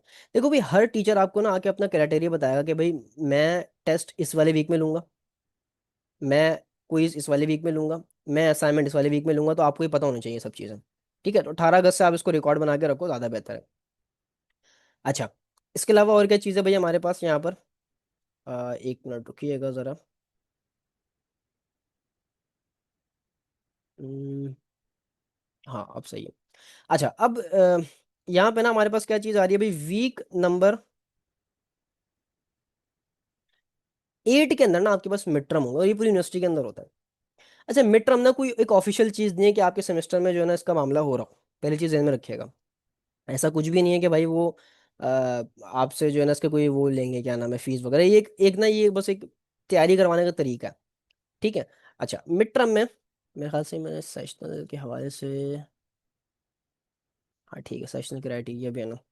अच्छा, तो ये वीक 8 में ना मिड टर्म आपके पास जो है ना वो हो रहे होंगे, सिंपल सी बात है। ठीक है। अच्छा, मिड टर्म जो है ना वो 20 मार्क्स का होता है, और ये पूरी यूनिवर्सिटी में सेम है, कॉमन है, कोई चेंज नहीं है इसके अंदर। ठीक है। और वीक नंबर 14 या फिर 15 के अंदर आपके पास जो है ना वो प्रोजेक्ट सबमिशन हो रही होती है। ये प्रोजेक्ट में भी बाद में आता हूँ दोबारा ना, इस पे मैं क्या बात कर। ठीक है, लेकिन इसके अंदर चलें इसको बल्कि और सिंपल रखते हैं। इसको जो है वो, 1 मिनट, वीक नंबर 15 के अंदर ना आपके पास फाइनल लैब एग्जाम होते हैं। क्योंकि आपको पता है भाई हर कोर्स के अंदर जो है ना, हर कोर्स में नहीं बल्कि नॉर्मली ज़्यादा कोर्सेज के अंदर जो है ना प्रैक्टिकल और थ्योरी दोनों होती है। ठीक है। तो फाइनल लैब एग्जाम जो है ना वो वहाँ पे हमारे पास यहाँ पर हो रहे होंगे। तो वीक 15 के अंदर नॉर्मली वो होते हैं जो भी आपके लैब के मामला होगा। और एक ना आपको हर सेमेस्टर में प्रोजेक्ट भी असाइन किया जाएगा। इसको हम कहते हैं सेमेस्टर टर्म प्रोजेक्ट। ठीक है। वो भी इसी कहीं वीक में। अब वो टीचर पे डिपेंड करेगा कि भाई वो किस वीक में ले रहा है, तो वो ऑलरेडी मैं इस पर बात नहीं कर सकता, लेकिन नॉर्मली ज्यादा टीचर जो है ना ऐसा भी करते हैं भाई, वीक 50 में ले लेंगे लास्ट में, और उसी की जो है ना फाइनल लाइव एग्जाम हो जाएगी। ठीक है। और उसको हम नॉर्मली वैसे कहते हैं OEL, शॉर्ट में कहते हैं। घबराना नहीं है भाई, इसको वाइवा आप कह लें, सिंपल, और कुछ नहीं क्या। वाइवा क्या होता है भाई, आप प्रोजेक्ट सबमिशन कराओगे, उस प्रोजेक्ट के हवाले से टीचर जो है ना आपको पूछ लेगा। बहुत से पूछते भी नहीं हैं, बहुत से सबमिशन करा लेते हैं, वो डिपेंड करेगा, प्रैक्टिकल के अंदर मामला होता है। ठीक है। मैं सेशन के आइडिया पे इंशाल्लाह बाद में आता हूँ। वीक 16 या फिर 17 के अंदर ना आपके पास एग्जाम स्टार्ट हो जाते हैं थ्योरी के। किसके? थ्योरी के। और ये चलते हैं, अब गैप डिपेंड करेगा भाई, कम से कम 2 से 3 हफ्ते में ये कहानी चल रही होती है, डिपेंड करेगा हर सेमेस्टर का आपको शेड्यूल मिल जाएगा। अच्छा, ये कहाँ से शेड्यूल मिलेगा? आप सिंपल यहाँ पर आओ, और यहाँ पे ना आप सर्च करो NAD अकेडमिक कैलेंडर। ठीक है। NAD अकेडमिक कैलेंडर पे आपको ना सारी डिटेल्स मिल जाएंगी। यहाँ पे आप देखो, ये 25 से लेकर 26 का है। तो आप देखो यहाँ पे आके जो है ना आपको पूरा कैलेंडर मिल जाएगा कि आपकी रजिस्ट्रेशन 11 अगस्त से स्टार्ट होगी। अभी आपकी ज़रूरत नहीं है, क्योंकि आपने ऑलरेडी सेमेस्टर पे कर दिया हुआ, तो वो सब हो गया। नेक्स्ट सेमेस्टर में कहानी होगी तो आपको समझ में आ जाएगा। क्लासेस कब से स्टार्ट होंगे? 18 अगस्त से होंगी। मिड टर्म आपके इस दरमियान में रहने वाले हैं, जो कि वीक 8 बन रहा होगा। इसको आप आईडी लगाना चलो, लगा सकते हो। एंड ऑफ टीचिंग का मतलब ये कि सेमेस्टर आपका एंड कब हो रहा होगा, तो वो 28 नवंबर को आपका एंड होगा। ठीक है। कंपोजिशन ऑफ एग्जाम, तो वो 1 दिसंबर का आपको स्टार्ट हो रहा होगा। ये जरूरी नहीं कि 1 अगस्त को, सॉरी 1 दिसंबर को। वेरी कर सकता है, second year, first year, third year, fourth, सबके हिसाब से वेरी कर सकते हैं, पूरी यूनिवर्सिटी के अंदर ऐसा मामला होगा। लेकिन एग्जाम जो एंड हो रहे होंगे ना, वो लास्ट 19 दिसंबर को होगा। अब जरूरी नहीं है कि सबके साथ ऐसा हो, किसी के कोर्सेज कम होंगे तो वो जल्दी खत्म हो जाएंगे, किसी के कोर्सेज जो है वो ज्यादा होंगे तो वो पहले खत्म, सॉरी लेट खत्म हो रहे होंगे। ये डिपेंड करेगा। एक चीज और इंपॉर्टेंट है भाई, मिड टर्म के अंदर आपको कोई भी गैप नहीं मिलने वाला, ये RCLT आपको मैंने पहले ही बता दी। मंडे को पहला होगा, ट्यूसडे को दूसरा होगा, वेनेसडे को तीसरा होगा, थर्सडे को फिर होगा, फ्राइडे को होगा। अच्छा, ये उनके लिए जिनका 5 कोर्सेज जो है ना वो आ रहे होंगे। अगर किसी के 6 कोर्सेज होते हैं ना, तो नॉर्मली ऐसा होता है कि फ्राइडे वाले दिन 2 हो जाएंगे, या किसी एक दिन 2 हो जाएंगे, या फिर सैटरडे दिन अलग से हो रहा होगा किसी का, तो ये वेरी कर देगा। ठीक है, कोर्सेज पर डिपेंड करेगा आपके सेमेस्टर में कितने। फाइनल टर्म के अंदर आपको थोड़ी सी रिलैक्सेशन मिलती है, वो आपको एक दिन का कम से कम गैप मिलता है, एटलीस्ट वन। मैं एटलीस्ट वन की बात कर रहा हूँ। हो सकता है आपको 2 भी मिले, हो सकता है 3 भी मिले, हो सकता है आपको 4 ही मिल जाए, डिपेंड करेगा। ये ऑलरेडी उस पर चीज़ें डिपेंड करेंगी। सेमेस्टर ब्रेक का मतलब सिंपल ये है कि आपकी जो वेकेशन आ रही होंगी, जो कि ये रही विंटर वेकेशन एक तरीके से कह लें, सबमिशन ऑफ रिजल्ट और फिर डिक्लेरेशन, ये सब, ये आपका सारा मामला आ रहा होगा। अभी रिजल्ट कहाँ से मिलता है? आप सिंपल सर्च करो NAD रिजल्ट्स। ठीक है। NAD रिजल्ट जब सर्च करोगे तो ये एग्जामिनेशन रिजल्ट की पूरी वेबसाइट खुल के आएगी। जब आपका रिजल्ट आ जाएगा ना, तो सारी यहाँ पे आपके पास जो है ना वो हर डिपार्टमेंट की ना वो खुल के आ जाएगी लिस्ट। अच्छा, जरूरी नहीं है कि यहाँ पे जो डेडलाइन उन्होंने लिखी हुई है उस हिसाब से सारा मामला होगा, नहीं भाई, ऐसा कुछ भी नहीं है। एक आध दिन किसी की आएगी, किसी की कभी लेट भी हो जाता है, वो डिपेंड कर रहा होगा, लेकिन नॉर्मली यही डेडलाइन के हिसाब से मामला चल रहा होता है। ठीक है। अच्छा, ये आपके वो रिजल्ट है जो उस सेमेस्टर का रिजल्ट आ रहा होगा। सही है। उस सेमेस्टर का रिजल्ट जो आ रहा होगा वो होगा मामला, वो CGP हो गया, वैसी बात है कि भाई किस बच्चे किस रोल नंबर के हिसाब से मामला होगा, आप इसको जाके सर्च कर सकते हो, आराम से देख सकते हो। ठीक है। अच्छा, तो ये आपके पास इसकी वीक सिस्टम के हवाले से बात हो गई है। और एग्जामिनेशन का मामला कुछ ऐसा है कि वीक 8 का आपको मैंने बता दिया, मिड टर्म के वजह से वीक 15 का मैंने बता दिया, फाइनल लैब एग्जाम हो रही होगी, 17 या 16 के अंदर जो है ना फाइनल एग्जाम थ्योरी हो रहा होगा मामला। इसके अलावा कुछ और इंपॉर्टेंट बात, अच्छा, असाइनमेंट कोई टीचर ले रहा है, या फिर कोई क्विज ले रहा है, या फिर कोई टेस्ट ले रहा है, या कोई भी एक्स्ट्रा जो भी इस तरह मामला होता है ना, वो फिर आपके पास किसी भी वीक में डिजाइन किया जा रहा होगा, वो टीचर पर डिपेंड करेगा। ठीक है। अब बात करते हैं हम सेशनल क्राइटेरिया की। इसकी बात करते हैं भाई, सेशनल क्राइटेरिया की होता क्या है, मार्क्स भी इसी में आ जाएंगे। यार देखो, आपका जो एग्जाम होगा ना थ्योरी वाला, शॉर्ट में ना TH कहते हैं हम थ्योरी को। ठीक है। और PR को हम कहते हैं प्रैक्टिकल। सही है। आपकी जो थ्योरी एग्जाम होगा ना वो होगा 100 मार्क्स का। कितना होगा भाई? 100 मार्क्स का। और आपको जो प्रैक्टिकल होगा ना वो होगा 50 मार्क्स का। सिंपल हो गया भाई। अच्छा, आपके पास जो सेशनल मामला है ना, ये कॉमन है, ये पूरी यूनिवर्सिटी के अंदर कॉमन है। थ्योरी के अंदर 100 में से 40 मार्क्स होंगे सेशनल्स, इन शॉर्ट अगर मैं कहना चाहूँ, ये टीचर के हाथ में होंगे। किसके हाथ में होंगे? टीचर के हाथ में होंगे, जो उस कोर्स का होगा। और 60 मार्क्स आपके डायरेक्टली फाइनल एग्जाम के होंगे। किसके होंगे भाई? फाइनल एग्जाम के। पहले हम इससे बात करते हैं, फिर प्रैक्टिकल बाद में आते हैं इंशाल्लाह। 40 को भी ना मजीद ब्रेक डाउन किया जाता है। 40 को भी मजीद ब्रेक डाउन किया जाता है इस तरीके से। एक होगा आपका मिड टर्म, जो कि कितना मार्क्स होगा? 20 मार्क्स का। और आपके जो रिमेनिंग 20 मार्क्स होंगे ना, उसमें टीचर पे डिपेंड करेगा कि आपको वो फ्री में पूरे 20 दे दे, या फिर डिपेंड करेगा कि वो आपको असाइनमेंट के थ्रू दे दे। ठीक है, मैं शॉर्ट में लिख रहा हूँ, या आपके पे क्विज के हिसाब से दे दे, या टेस्ट के हिसाब से दे दे, या आपने जो प्रोजेक्ट बनाया है उसके हिसाब से दे दे, कोई बोनस पकड़ा दे, तो वो सब इसी में डिपेंड कर रहा होगा। ओवरऑल 40 जो है वो टीचर के हाथ में होते हैं, मैं आपको मैं पहले ही बता रहा हूँ। मिड टर्म की परफॉर्मेंस आप पे डिपेंड करी होगी भाई क्या मामला है, तो उस हिसाब से चीज़ होगी। कोशिश करिएगा कि इस 40 में से ना 40 लेके आए। अगर आप ये कर सकते हैं ना, तो आपको फाइनल टर्म में जो है ना वो आपको आसानी हो रहेगी। 100 में से गेन करना अचीव हो जाएगा। मतलब आपने अगर 40 अचीव कर लिया, इसका मतलब क्या है कि 100 में से आप 40 बिल्कुल क्लियर कर चुके हैं, बच्चे 60 हैं। ठीक है, अब मैं क्यों कह रहा हूँ, मैं अभी आपको सीजीपी के टाइम पे बताऊंगा। तो कोशिश करिएगा कि 40 लेके आए, और एटलीस्ट कोशिश करेंगे भाई 30 प्लस तो रखें। कोशिश करें, बेहतर है। ठीक है, और ये आराम से हो जाता है। मतलब कुछ टीचर्स मामला क्रिएट करते हैं, लेकिन वो वेरी कर सकते हैं, वो एक अलग मामला है, मैं उस पर बात नहीं कर सकता। मैं नहीं, वो हर टीचर पे अलग अलग मामला है। लेकिन बहुत से टीचर्स अच्छे होते हैं, और बहुत से टीचर और भी अच्छे होते हैं जो आपको अच्छे सेशन पढ़ा देते हैं। वो डिपेंड करेगा। 60 मार्क्स का जो बात है ना, वो आपके प्योरली फाइनल एग्जाम बन रहा होगा। प्योरली फाइनल एग्जाम, मतलब आप जो वीक 16-17 में जाके बैठोगे ना, उसमें आपको 60 मार्क्स का पूरा पेपर देना होगा। मैं पूरे आपने जो पूरे सेमेस्टर पढ़ा वो सब आपको वहाँ पे देना पड़ेगा। वो टीचर पे डिपेंड करेगा आप कोर्सेज में क्या इंक्लूड करना चाह रहा टॉपिक्स। तो 60 मार्क्स से अब वो 60 मार्क्स भी डिवाइड होते हैं क्वेश्चन वगैरह में, 10 नंबर का, 5 नंबर का, कुछ भी देना चाहे, 1 नंबर, 2 नंबर। कोई कोई तो 0.5 का भी दे देते, 0.25 का भी दे देते हैं। तो वो वेरी कर रहा होगा, एमसीक्यूज वगैरह जो भी करना है उन्होंने। तो ये आपके पास ये क्राइटेरिया होता है भाई सेशनल का, थ्योरी के अंदर। ठीक है।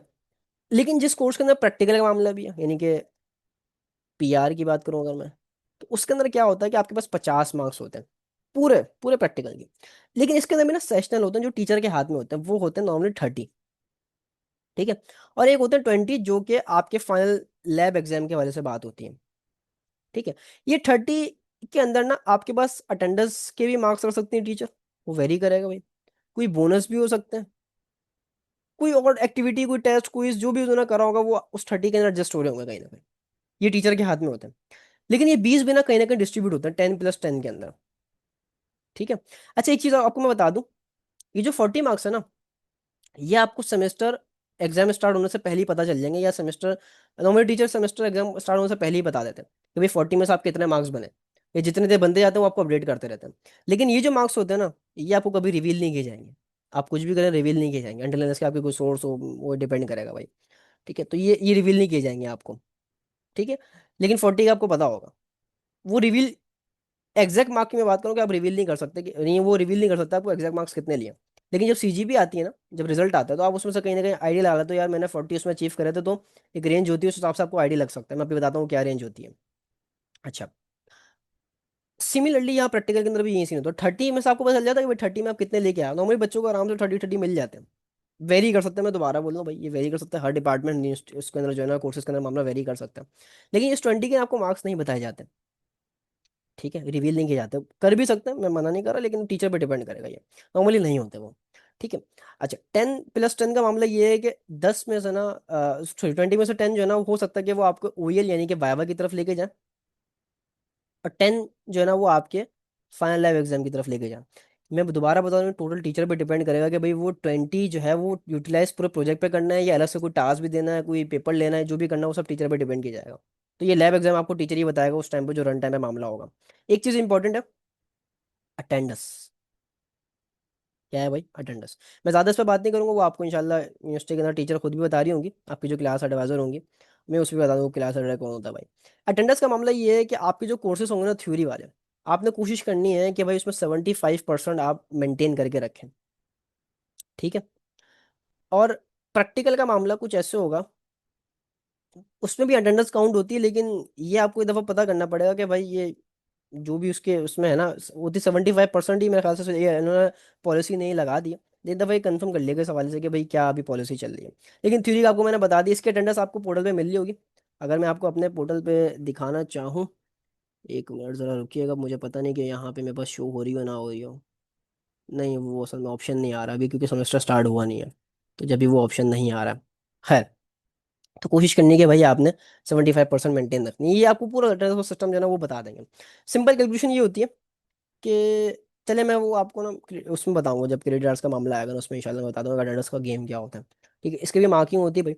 अब अटेंडेंस का मेरा यहाँ पे मकसद ये था कि आपके ना फाइनल एग्जाम, भले वो थ्योरी का हो या प्रैक्टिकल का हो, इसमें अटेंडेंस लगती है। तो आपने ये लगाना भूलना नहीं। अगर आप भूलेगा तो आपका काउंट किया जाएगा कि आप आए नहीं थे और आपने वो छोड़ दिया, भले आप वहाँ पे प्रेजेंट करके चले गए हो। अटेंडेंस नहीं लगी होगी तो आपको नंबर नहीं मिलने वाला, कोई भी रिवॉर्ड आपको वहीं भी नहीं मिलने वाला नहीं, और आप फेल हो जाओगे। इन शॉर्ट बैकलॉग पड़ जाएगा आपका। तो कोशिश करने का अटेंडेंस लगानी है। अब से भी पॉइंट्स आपको इंशाल्लाह जब आप ऑब्जर्वेशन करेंगे ना तो आपको खुद खुद आइडिया होगा। लेकिन ये सब बात आपको टीचर भी इंशाल्लाह बताएंगे, अगर अच्छा रहा सब मामला तो इंशाल्लाह बता देंगे। ठीक है। अच्छा, ये वीक सिस्टम का थोड़ी सी बातें थी। अब बात करते हैं सीएलओ और पीएलओ को। भाई देखो, मैं पहले ही बता दूं, ये सीएलओ पीएलओ पे ना आपको बहुत डराया जाएगा। बहुत सी चीज़ पहले सेमेस्टर में चीज आएंगे, तो घबराना कुछ भी नहीं है भाई। सिंपल आपने काम ये करना कि आपने अपनी पढ़ाई को स्ट्रॉन्ग रखना है।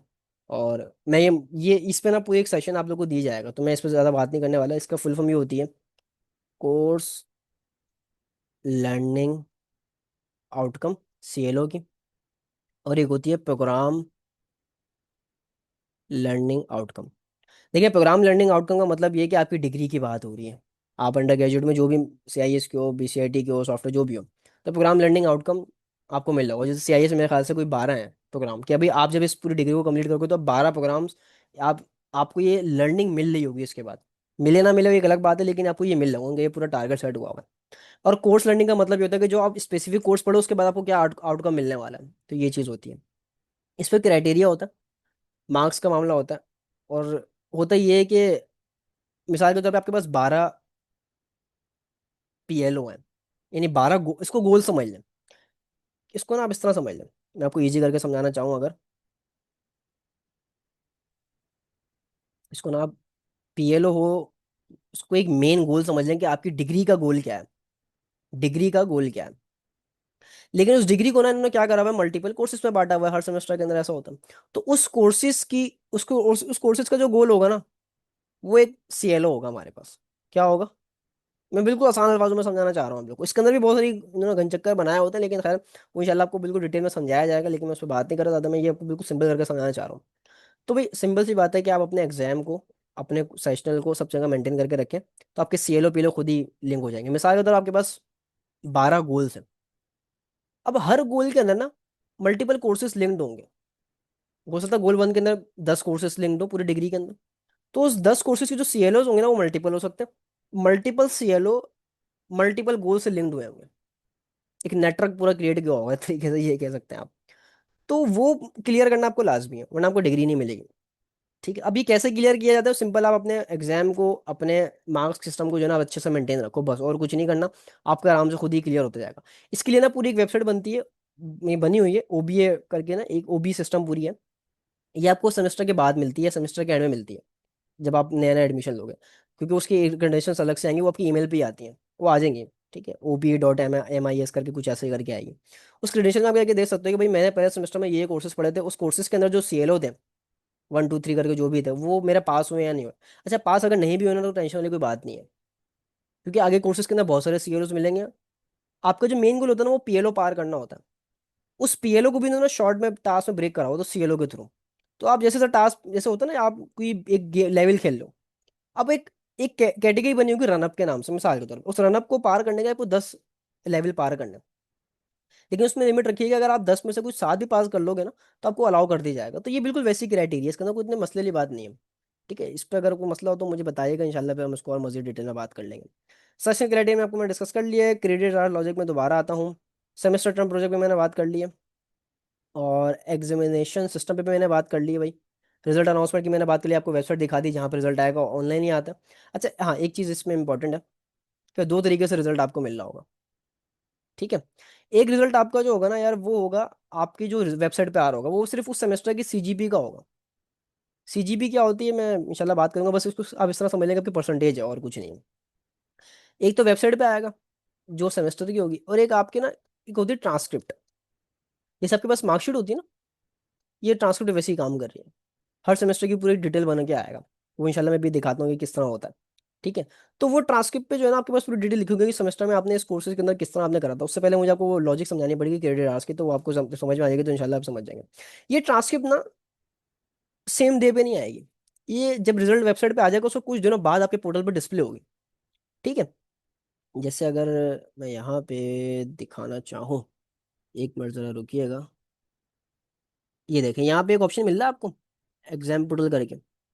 तो एक मिनट, सेशन आउट हो गया। अच्छा मैं उसको दोबारा असल में करता हूँ। सिक्योरिटी रीजन इन लोगों ने करा हुआ है, और कुछ नहीं है। ये काफ़ी टाइम से खुला हुआ है ना, इस वजह से। जी, ये मेंटेनेंस का कुछ मामला आ रखा है। तो ये ट्रांसक्रिप्ट ना आपके पास उस टाइम पे आ रही होगी। अच्छा एडमिट कार्ड का मामला मैं बताया था, मैं भूल गया वो, अभी मुझे याद आया।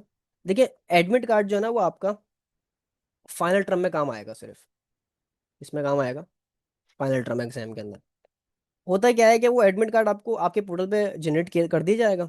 जैसे जनरेट होगा आप उसकी फोटोकॉपी करवाएं, उसका प्रिंट नहीं करवाएं, सिंपल। और ना आप जब लेके जाएंगे ना वहाँ पे क्या नाम है, एग्जाम वाले दिन, तो पहले दिन ना वो आपसे एडमिट कार्ड ले लेंगे, उसको स्टैंप लगा के ना आपको वापस कर देंगे। और वही एडमिट कार्ड को पूरा उस एग्जाम में चलाना होगा। अगर आप वो लेके नहीं आएंगे तो आपको वैसे बात एग्जाम में बैठने नहीं देंगे। भले आप उसको उनको ये भी कहते हैं कि भाई मेरे पास फोटोकॉपी पीडीएफ फॉर्म में रखी हुई है, सब कोई कुछ नहीं मानेंगे वो लोग। क्योंकि स्टैम्प जिस पे लगी है वो अब सिस्टम है, मैं कुछ कह नहीं सकता भाई, ये जो इनका मामला है वो डिपेंड कर रहा होगा। ठीक है। तो सिंपल ये चीज़ आपके पास फाइनल एग्जाम के अंदर आ रही होगी, एडमिट कार्ड आपको उस टाइम पे। मिड टर्म में आपको जरूरत नहीं पड़ेगी। मिड टर्म एक चीज़ मैं आपको बताना भूल गया भाई। मिड टर्म आपकी, क्योंकि वो अनऑफिशियल चीज़ होती है, फाइनल टर्म के जो पैसे होते हैं ना वो आपसे लिए जाते हैं सेमेस्टर के अंदर ही। मिड टर्म में ना आपको कॉपीज भी खुद लेके जानी पड़ती हैं, एक ऑफिशियल कॉपीज जो है ना वो बनाई जाती हैं, डिजाइन की जाती हैं, बिल्कुल सिंपल पेपर होते हैं, कोई इतना मामला नहीं होता। वो कॉपीज आपको स्टेशनरी शॉप से मिल जाएंगे जो एनआईटी के अंदर है। आप उनको जाकर बोले भाई मिड टर्म के कॉपीज मुझे चाहिए। जितने आपके एग्जाम होंगे उस हिसाब से आप बोल सकते हैं, अपना डिपार्टमेंट का नाम बताएं और ये बोल के ना आप कॉपीज ले सकते हैं। जब मिड टर्म होगा करीब उसी टाइम पे जाएगा, अभी नहीं पहुंच जाइएगा भाई। ठीक है। वो कॉपीज आपको मिलने, मिसाल के तो आपके कोर्सेज जो है ना 5 है, तो आप बोले भाई मुझे 5 मिड टर्म कॉपीज दे दें। 20-25 रुपये या 30 रुपये की मिलती है वो। आप वो लें और जाके अपने हर एग्जाम में जो है ना वो लेके जाएंगे, वो आपको खुद ही इन्वेस्टमेंट करनी पड़ेगी। फाइनल टर्म के ना पैसे इंक्लूड होते हैं। तो इसलिए वो आपके पास जो है उसमें कोई मसला नहीं होता, उसकी कॉपीज आपको दी जाती हैं। ठीक है। तो ये बात आ गई भाई हमारे पास रिजल्ट अनाउंसमेंट की। सिंपल सी ये चीज़ थी हमारे पास यहाँ पर। अच्छा, अब टाइम टेबल को समझने से पहले ना कुछ बातें हम समझ लेते हैं ताकि आप लोग के लिए आसानी हो जाए। तो देखें भाई, आपके पास ना डिपार्टमेंट कुछ ऐसे है, मिसाल के तौर पे एक इस तरह आपके पास एक आ रहा होगा। ठीक है। और ये जो है ना एक मेन एंट्रेंस होगी आपके पास, मेन एंट्रेंस होगी। जब आप मेन एंट्रेंस से एंटर करेंगे ना, तो ये जैसे आप एंटर करेंगे इस साइड पे जो है ना आपके पास बोर्ड लगा होगा जिस पे आपको डिटेल्स मिल जाएंगे, सेक्शन लिस्ट हो गई या जो भी टाइम टेबल होगा सब आपको मिल रहा होगा। टाइम टेबल मेरे पास वैसे आगे मैं आपको दिखा दूंगा। सेक्शन लिस्ट आपको कल सुबह ही उनको मिलेगी, तो वो फिर उस हिसाब से अपडेट करूंगा बोर्ड पे। ठीक है। थोड़ा सा अगर आप जगह जाएंगे ना तो सामने आपको ना यहाँ पे एक वेटिंग टाइप एरिया मिलेगा जहाँ पे सोफे लगे होंगे, आप आराम से बैठ सकते हैं वहाँ पे। ठीक है। फिलहाल स्टार्टिंग में तो नहीं बैठना भाई, पहले एंजॉय कर लेना फिर बैठ जाना आराम से, क्योंकि 4 साल आपने बैठना ही है वहाँ पे। खैर, तो वो लॉबी एरिया कहते हैं नॉर्मली हम उसको। जब आप यहाँ से ना इधर देखेंगे राइट साइड पे और एक लेफ्ट साइड पे, राइट साइड पे जो है ना आपको चेयरमैन का ऑफिस मिल रहा होगा, जिसको हम शॉर्ट में सीएसडी कहते हैं, यानी कि कंप्यूटर सिस्टम डिपार्टमेंट हेड जो हमारे आ रहे हैं, सीएसडी नाम है, चेयरमैन ऑफ जो है ना हमारे पास में आ रहे हैं। या आपके पास जो है ना इसमें पीए का ऑफिस भी आ रहा होगा। ठीक है। इन दोनों ऑफिस के सामने ना एक लैब भी मिलेगी आपको, जिसको हम कहते हैं computation, computation lab, CP lab आपकी जो है ना वहीं पर हो रही होगी। एक कोर्स आपको उसकी लैब वहीं पे हो रही होगी, बहुत सारी लैब्स की भी होती है, मतलब नाम उसका कंप्यूटेशन है। राइट से थोड़ा सा और आगे जाएंगे आपको मुख्तलिफ टीचर्स के ऑफिस भी मिलेंगे, और भी चीज़ें मिलेंगी, कॉन्फ्रेंस रूम भी मिलेगा, बहुत सारी चीज़ें मिलेंगी। और आपको एक और लैब भी मिलेगी आखिर में, जिसको हम कहते हैं एसडीएल। ठीक है। तो सॉफ्टवेयर डिजाइन लैब उसको नॉर्मली कहते हैं। ठीक है। अब ये राइट साइड की बात हो गई, ग्राउंड फ्लोर की मैं बात करूँ, आपके पास जो है ना ग्राउंड+2 फ्लोर है। डिपार्टमेंट के अंदर ग्राउंड+2 फ्लोर है। ठीक है। अगर आप लेफ्ट साइड पे मूव करते हैं, लेफ्ट साइड पे ना आपको क्लासेस मिलेंगे कुछ ऐसे। ऊपर ना हर हर क्लास, हर लैब, कोई भी ऑफिस हो, सबके ऊपर टाइटल लगा होगा, ग्रीन कलर से बोर्ड बना होगा। ठीक है। आप उसको जब देखेंगे ना आपको समझ में आ जाए। तो उस पर ना लिखा होगा CG1। जब आप रेस्ट साइड में मूव करेंगे तो पहली क्लास आपके पास आएगी CG1, जिसको हम कहते हैं स्मार्ट क्लासरूम। क्यों कहते हैं भाई? क्योंकि यहाँ पे एसी लगा हुआ है भाई। और ये क्लासरूम जो है ना स्मार्ट बोर्ड पे पढ़ाई जा रही होती है अगर यहाँ पे होती है। CG1 का मतलब ये है, सी का मतलब है क्लास, जी का मतलब है ग्राउंड, ठीक है। और वन का मतलब ये कि इस ग्राउंड फ्लोर की पहली क्लास है ये। सिंपल है भाई। CG1, इसी के लेफ्ट साइड पे जब थोड़ा सा और आगे जाएंगे आप लोग यहाँ से, तो आपको एक और क्लास मिलेगी CG2, जो कि इसी बराबर में होगी। सिंपल मतलब क्या है, ग्राउंड फ्लोर की दूसरी क्लास है ये शॉर्ट फॉर्म यहाँ पे यूज हो रही है। जो CG2 का लास्ट होगा ना, फ्लोर का लास्ट गेट, उसके सामने बिल्कुल स्टेयर्स आपको मिलेंगे। वो स्टेयर आपको लेके जाएंगे यहाँ सर, लेक्चर हॉल में। इसको LH कहते हैं हम शॉर्ट में। क्या कहते हैं, लेक्चर हॉल कहते हैं, सेमिनार हॉल कहते हैं, जो ये लिखे होंगे नाम उसके ऊपर। वहां पे आपकी डिपार्टमेंटल ओरिएंटेशन हो रही होगी, वो आप सिंपल आप जाके देख सकते हैं।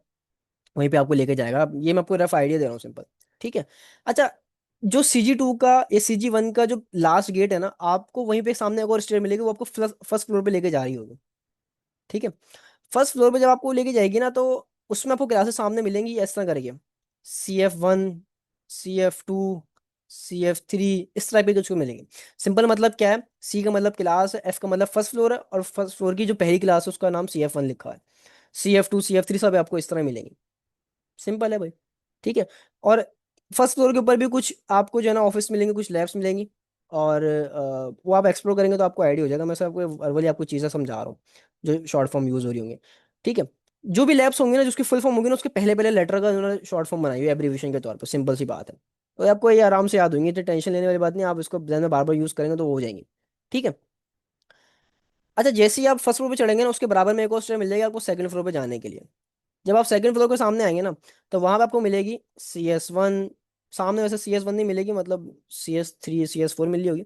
लेकिन उसी फ्लोर पे ना आपको CS1, CS2, CS3, CS4 ये क्लासेस मिल रही होंगी।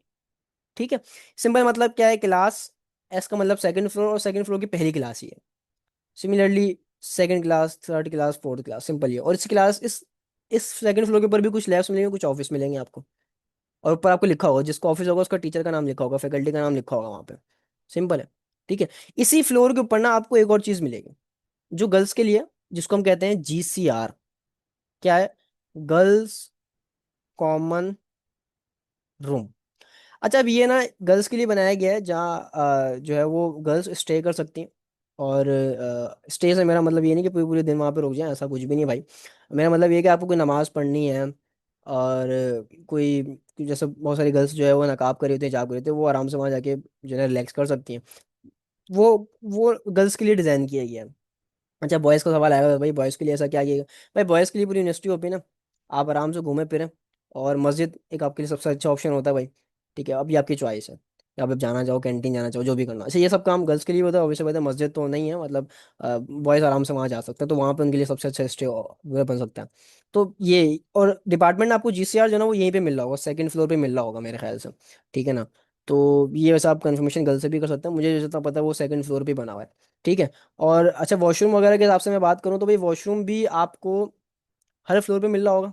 वर्किंग कौन से होंगे वो डिपेंड करेगा कि भाई अभी जब डिपार्टमेंट जब 18 अगस्त को ओपन होगा यूनिवर्सिटी, तो पता चलेगा भाई क्या मामला है। ठीक है। तो वरना सेकंड फ्लोर पे जो है ना वो चल रहा होता है, या फिर फर्स्ट फ्लोर पर चल रहा होता है, इस तरह वर्किंग में डिपेंड करेगा, और वो उसी दिन पे डिपेंड करेगा भाई। ठीक है। तो ये कुछ बातें थी जो मुझे लाजमी करनी थी। अब बात करते हैं हम टाइम टेबल की। ठीक है। टाइम टेबल आपको ये मैंने शो कर दिया। अच्छा, ये टाइम टेबल मैंने पहले ही मंगवा लिया क्योंकि रेडी हो गया था, तो बोला यार मुझे वो सेंड कर दिएगा, मैंने फैकल्टी से मंगवा लिया था। और अच्छा, सिलेक्शन लिस्ट जो है ना उनका भी मिली नहीं है, तो वो मैं उनसे ले नहीं पाया। वो इंशाल्लाह आपको सुबह मिलेगी, तो वो आप देख लेगा। ठीक है। अच्छा, अब इसमें क्या है कि देखिए यहाँ पे ना, मैं अगर आपको समझाना चाहूँ, कुछ ऐसे मामला है। एक मिनट। देखिए, ये इफेक्टिव डेट लिखी हुई है, थोड़ा सा ये विजिबल नहीं होगा इतना, लेकिन मैं आपको वैसे पढ़ पढ़ के बता रहा हूँ, तो आप लोगों को समझ में आ जाएगा कि भाई क्या है। वरना आप कल जाके देखेंगे तो आपको खुद आइडिया हो जाएगा, वहाँ पे लाइव लगा होगा अच्छी ग्राफिक्स में। ये जैसा मुझे भी मिला तो मैंने आपको वो सेंड कर दिया। ये डेट लिखी है 18 अगस्त। Time table for FE। अच्छा, एक कॉमन जो टर्म यूज हो रही होंगी वो मैं बता देता हूँ। यहाँ पे ना कुछ ऐसे यूज होगा, FE, SE, TE, और उनके लिए भी ऐसी यूज होती है मेरे ख्याल से। ये इनकी फुल फॉर्म थोड़ी सी अलग होती है, आप इसको सर्च कर लेगा, मुझे भी इसका नाम याद नहीं आ रहा। ये नॉर्मली यूज होती है फर्स्ट ईयर वालों के लिए, जिनका भी एडमिशन हुआ 2025 उसकी बात करो। ये यूज होगी जब आप सेकंड ईयर में चले जाएंगे। ठीक है। और ये यूज होगी जब आप थर्ड ईयर में होंगे। और ये ना मैं भी थोड़ा श्योर नहीं हूँ कि FE उनके लिए यूज होती है मेरे ख्याल से। ये एक दफ़ा आपको कंफर्म करेंगे, मैं इसका लिए भूल गया, लेकिन ये फाइनल ईयर वालों के लिए यूज हो रहा था, या इसको हम फोर्थ ईयर भी कह रहे होते हैं। तो ये दफ़ा ये कंफर्म कर लेगा, मैं भी जहन में इसकी सही से नहीं आ रही। लेकिन फाइनल ईयर मेरे ख्याल से इस तरह यूज़ हो रही होती है। खैर, अच्छा आगे फिर आपकी जो ना वो ये लिखी होगी कि भाई आप कौन से बैच के, और रिवीजन जो भी सब मामला होगा ये ऊपर लिखा होगा। ठीक है। अच्छा, अब बात करते हैं कि भाई ये ना आपके पास कुछ ऐसे मिल रहा होगा, मैं अगर आपको जूम करके दिखाना चाहूँ, कुछ ऐसे मिल रहा होगा आपको, पूरा सा एक बड़ा सा आपको ना इस तरह मिलेगा। थोड़ा सा ये वो है, लेकिन मैं कोशिश करूंगा आप समझ जाए। लेकिन यहाँ पे चार आपके पास जो ना मेन आ रहे होंगे, एक ये होगा, ठीक है, और दूसरा ये वाला आ गया, फिर तीसरा एक ये आ जाएगा ऐसे करके, और चौथा ये आ जाएगा। ये मेन आपके पास बॉक्सेस आ रहे होंगे। जो ये हैं, ये है और ये है, ये आपकी क्लासेस से रिलेटेड है, जो थ्योरी क्लासेस आपके जो क्लासेस में हो रही होंगी। और ये वाला जो पार्ट है वो लैब के लिए पार्ट है। ये पार्ट किस लिए, ये आपके डिटेल्स लिखी हुई है कि भाई फैकल्टी कौन सी होगी और ये क्या मामला होगा। ये आपकी क्लास एडवाइजर है, क्लास एडवाइजर का नाम आपका मिस महानूर मलिक है। मेरे ख्याल से मिस महानूर मलिक ही है, हाँ पूरा नाम इनका मलिक ही है। हाँ, मिस महानूर मलिक है। ठीक है, तो ये सिंपल आपके पास जो है ना वो चीज़ आ रही होगी। और चेयरमैन आपके जो है ना वो डॉक्टर अली इस्माइल हैं, मोहम्मद अली इस्माइल हैं। तो ये आपको नाम थोड़ा बहुत याद होना ज़्यादा बेहतर है। और ये फैकल्टी का नाम भी मैं इस पर सब आता हूँ इंशाल्लाह, मैं भी बात करता हूँ ये क्या लिखी हुई है चीज़ें। ठीक है। अच्छा, अब होगा क्या, थोड़ा सा ये विजिबल तो है नहीं, लेकिन मैं कोशिश करूँगा आपको समझा सकूँ, ताकि जब आप कल देख रहे हो तो आपको थोड़ा आइडिया हो। ये ना सेक्शन ए लिखा हुआ है, ये सेक्शन बी लिखा हुआ है, ये सेक्शन सी लिखा हुआ है। जो सेक्शन है ना उसकी एक फिक्स रूम स्लॉट हुआ होगा, चेंज होना होगा तो वो टीचर आपको खुद बता देगा कि भाई क्लास एडवाइजर जो है ना वो आपको खुद बता देगा। ठीक है। अच्छा हाँ, अब क्लास एडवाइजर की मैंने बात नहीं करी थी ना, मैं आपको वो भी बात कर देता हूँ यहाँ पे, क्लास एडवाइजर कौन होता है भाई। क्लास एडवाइजर जो है ना वो हम नॉर्मली शॉर्ट में CA कहते हैं, जिसको हम इस तरह लिखते हैं भाई, क्लास एडवाइजर। ये वो बंदा होगा जो आपका जो है ना ओवरऑल स्टूडेंट्स के रिलेटेड जो भी मामला होंगे ना, आपके पोर्टल रिलेटेड मामला हो गए, आपके एग्जाम रिलेटेड मामला होगा, एग्जामिनेशन मामला होगा, ये इस तरह डील कर रहा होगा। ठीक है। आपके टाइम टेबल होगा वो सब यही डील कर रहा होगा। कोई स्कॉलरशिप का मामला आ रहा है, कोई साइन कराना, तो वो क्लास एडवाइजर सारा मामला जो है ना वो देख रहा होगा। ठीक है। तो ये लिंक्ड होगा आपसे।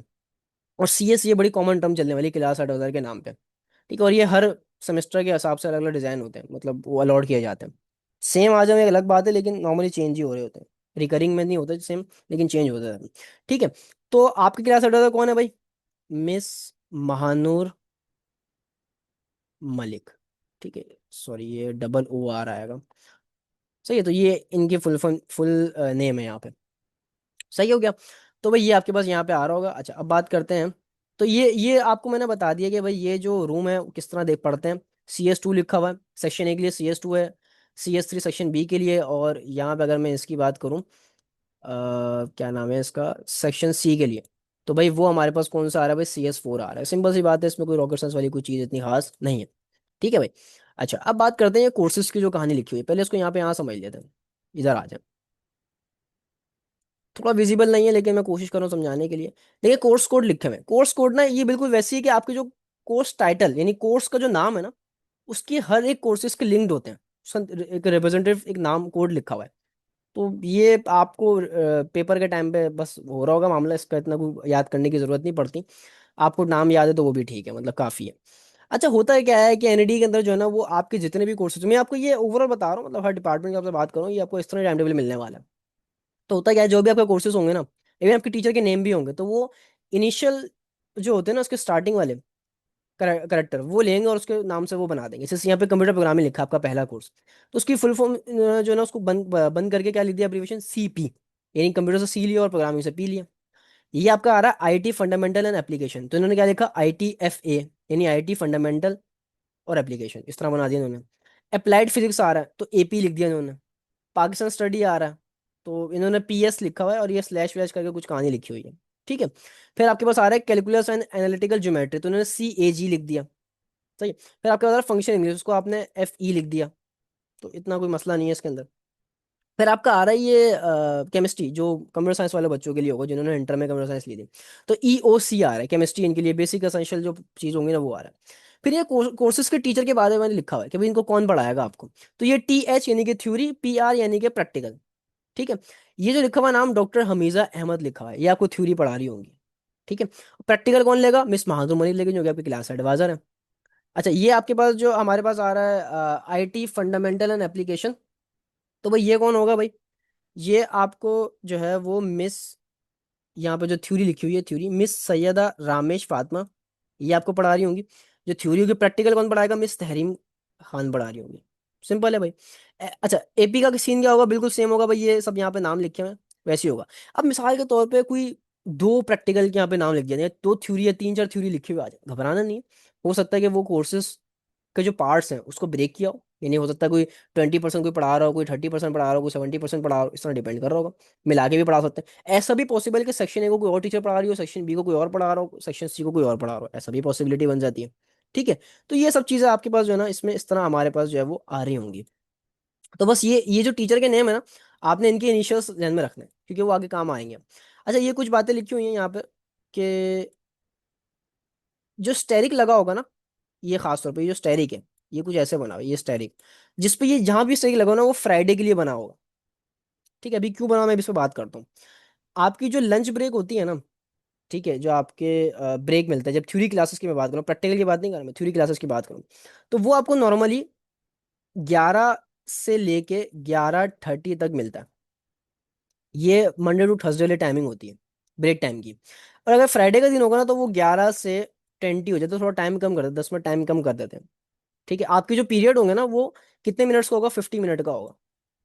ठीक है, आपके जो भी लेक्चर्स होंगे वो 50 मिनट के होंगे। प्रैक्टिकल का सीन जो है ना, वो डिपेंड करता है, 1.5 घंटे का भी होता है, 2 घंटे का भी होता है, 2.5 घंटे का भी होता है, इस तरह मामला रहता है। ठीक है। तो ये कुछ आपके पास टाइमिंग होगी, जो 11 वाले स्लॉट में आपको मिलेगी थ्योरी क्लासेस के टाइम पे, प्रैक्टिकल दिन पे नहीं मिलेगी। ठीक है। देखिए, इसको ना आप इसको सिंपल रखें,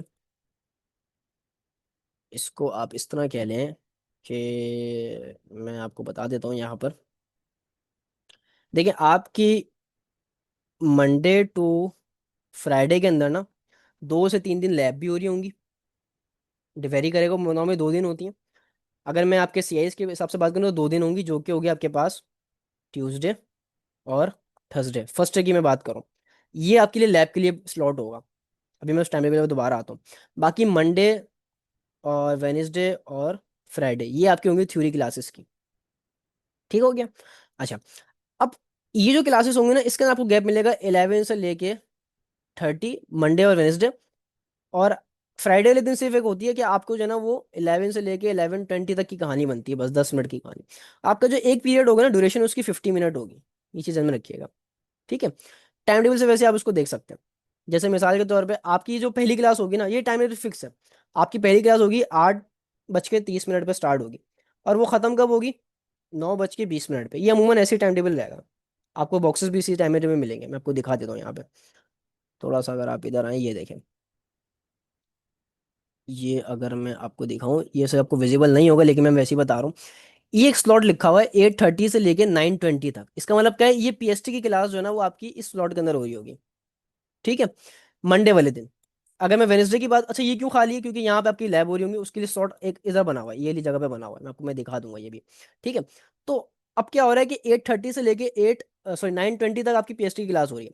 9:20 से लेके 10:10 तक सीपी की क्लास हो रही है, यानी कंप्यूटर प्रोग्रामिंग की। सही है। ये स्लॉट ऐसे बना हुआ है, पूरा टाइम टेबल ऐसे है। थोड़ा सा ये राइटिंग का मामला हो रहा है बस, बाकी तो साइड है। सही है, तो ये ऐसे हो रहा है। और सिमिलरली, अगर मैं थोड़ा सा इसको और ऐसे कर दूं, एक मिनट सॉरी।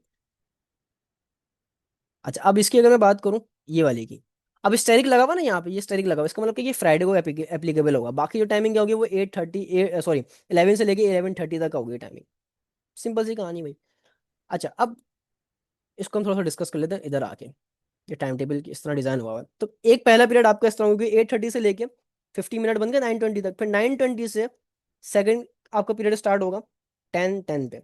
अब जरूरी नहीं है कि ये रिकरिंग में आपके पास स्टार्ट हो सकता है गैप बने हो बीच में, आप जाके टाइम टेबल देखेंगे गैप होंगे, तो वो आपका फ्री टाइम होगा, उसमें क्लासेस नहीं होनी, फ्री टाइम है। अनटिल कोई और आपकी एक्स्ट्रा क्लास लगा दे। फिर 10:10 से लेके आपके पास 11 तक आपके पास जो है ना, वो सेकंड होगा। अच्छा, अब इसके बाद आपके पास जो है ना, ब्रेक आ जाएगा।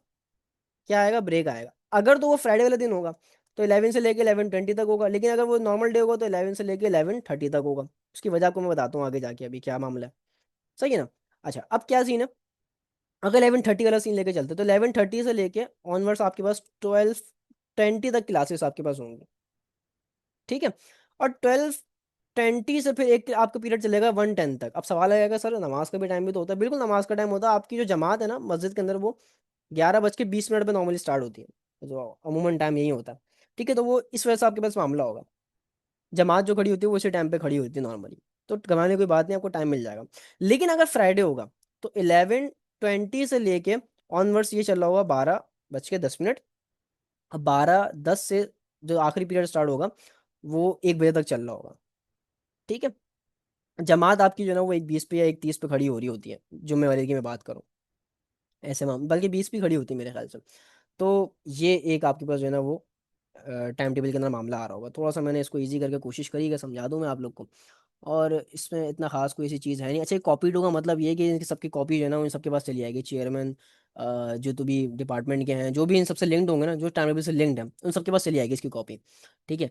और अच्छा, अब ये बात करते हैं कि ये जो बात लिखी है ना, वेन्यू फॉर प्रैक्टिकल। तो भाई देखें, सीपी और एक आईटीएफ है, आपके पास दो कोर्सेस आ रहे हैं जिसके अंदर आपके पास लैब्स हैं। अब होता क्या है, G1, 2 और 3, 4 प्रैक्टिकल ग्रुप्स बनते हैं।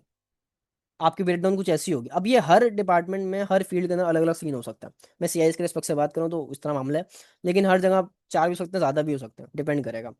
ठीक है। तो जो जीवन की ग्रुप होगा ना, बल्कि मैंने वो प्रैक्टिकल की बात नहीं करी, ये वेन्यू है। खैर, ये नाम लिखे हुए हैं, ये आर्टिफिशियल इंटेलिजेंस, इसको शॉर्ट में हम कहते हैं यहाँ पर एआई के। एआई यहाँ पे एआई लैब कह रहे होते हैं नॉर्मली। ठीक है। अच्छा, कंप्यूटेशन लैब आपको, अच्छा एआई लैब आपको कहाँ मिलेगी? आपको ये मिलेगी फर्स्ट फ्लोर पर। ठीक है। कंप्यूटेशन लैब आपको कहाँ मिलेगी? ग्राउंड फ्लोर पे मिलेगी। और इसको हम कहते हैं सीपी लैब, शॉर्ट में नॉर्मली इस तरह कह रहे होते हैं। ठीक है। ये दोबारा आर्टिफिशियल इंटेलिजेंस की लैब आ रही है, G3 की आ रही है, G2 की आ रही है, इसके सामने से लिखा हुआ है। तो ये इस तरह आपके पास चीज़ आ रही है। ये सीपी की कहानी है, ये सीपी के लिंक्ड है। ये सीपी को लिंक्ड इस तरह है। ये कंप्यूटेशन दोबारा आ रही है, इसको नॉर्मली हम सीपी कह रहे होते हैं। सीपी इसलिए कहते हैं क्योंकि कंप्यूटर प्रोग्रामिंग से लिंक्ड होती है ना, इसको सीपी कहते हैं ना, कंप्यूटेशन लैब कहते हैं, सीएल इसको नॉर्मली शॉर्ट में। ये G4 है, ये G3 है, और ये आई थिंक G2 होगा, ये G1 होगा, इस तरह मामला है।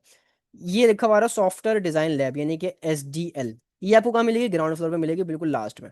जब आप राइट साइड पे मूव करेंगे ना, उस साइड पे मिलेगी आपको। तो इतना मुश्किल नहीं है, आप जब देखेंगे आपको मिल जाएगी, आप इसको नोट कर लें अपने पास, ये आपको मैंने वैसे ही वर्बली बता दिया। अब बात करते हैं प्रैक्टिकल के हवाले से कि भाई कौन आपको जो है ना वो टीच कर रहा होगा, क्या मामला होगा। सही है। अच्छा, अब देखें आपकी जो प्रैक्टिकल लैब्स हो कब हो रही होंगी, सीआईएस की मैं बात करूँ तो वो कब हो रही होंगी भाई? आपके पास ट्यूसडे और वेनेसडे वाले दिन हो रही होंगी। ठीक है। अब ये इतना बड़ा सा डब्बा बना हुआ है, ये घबराना नहीं है। इसका मतलब क्या है कि 8:30 से लेके लास्ट जो टाइमिंग लिखी 11 बजे तक, ये वहां तक चल रही होगी।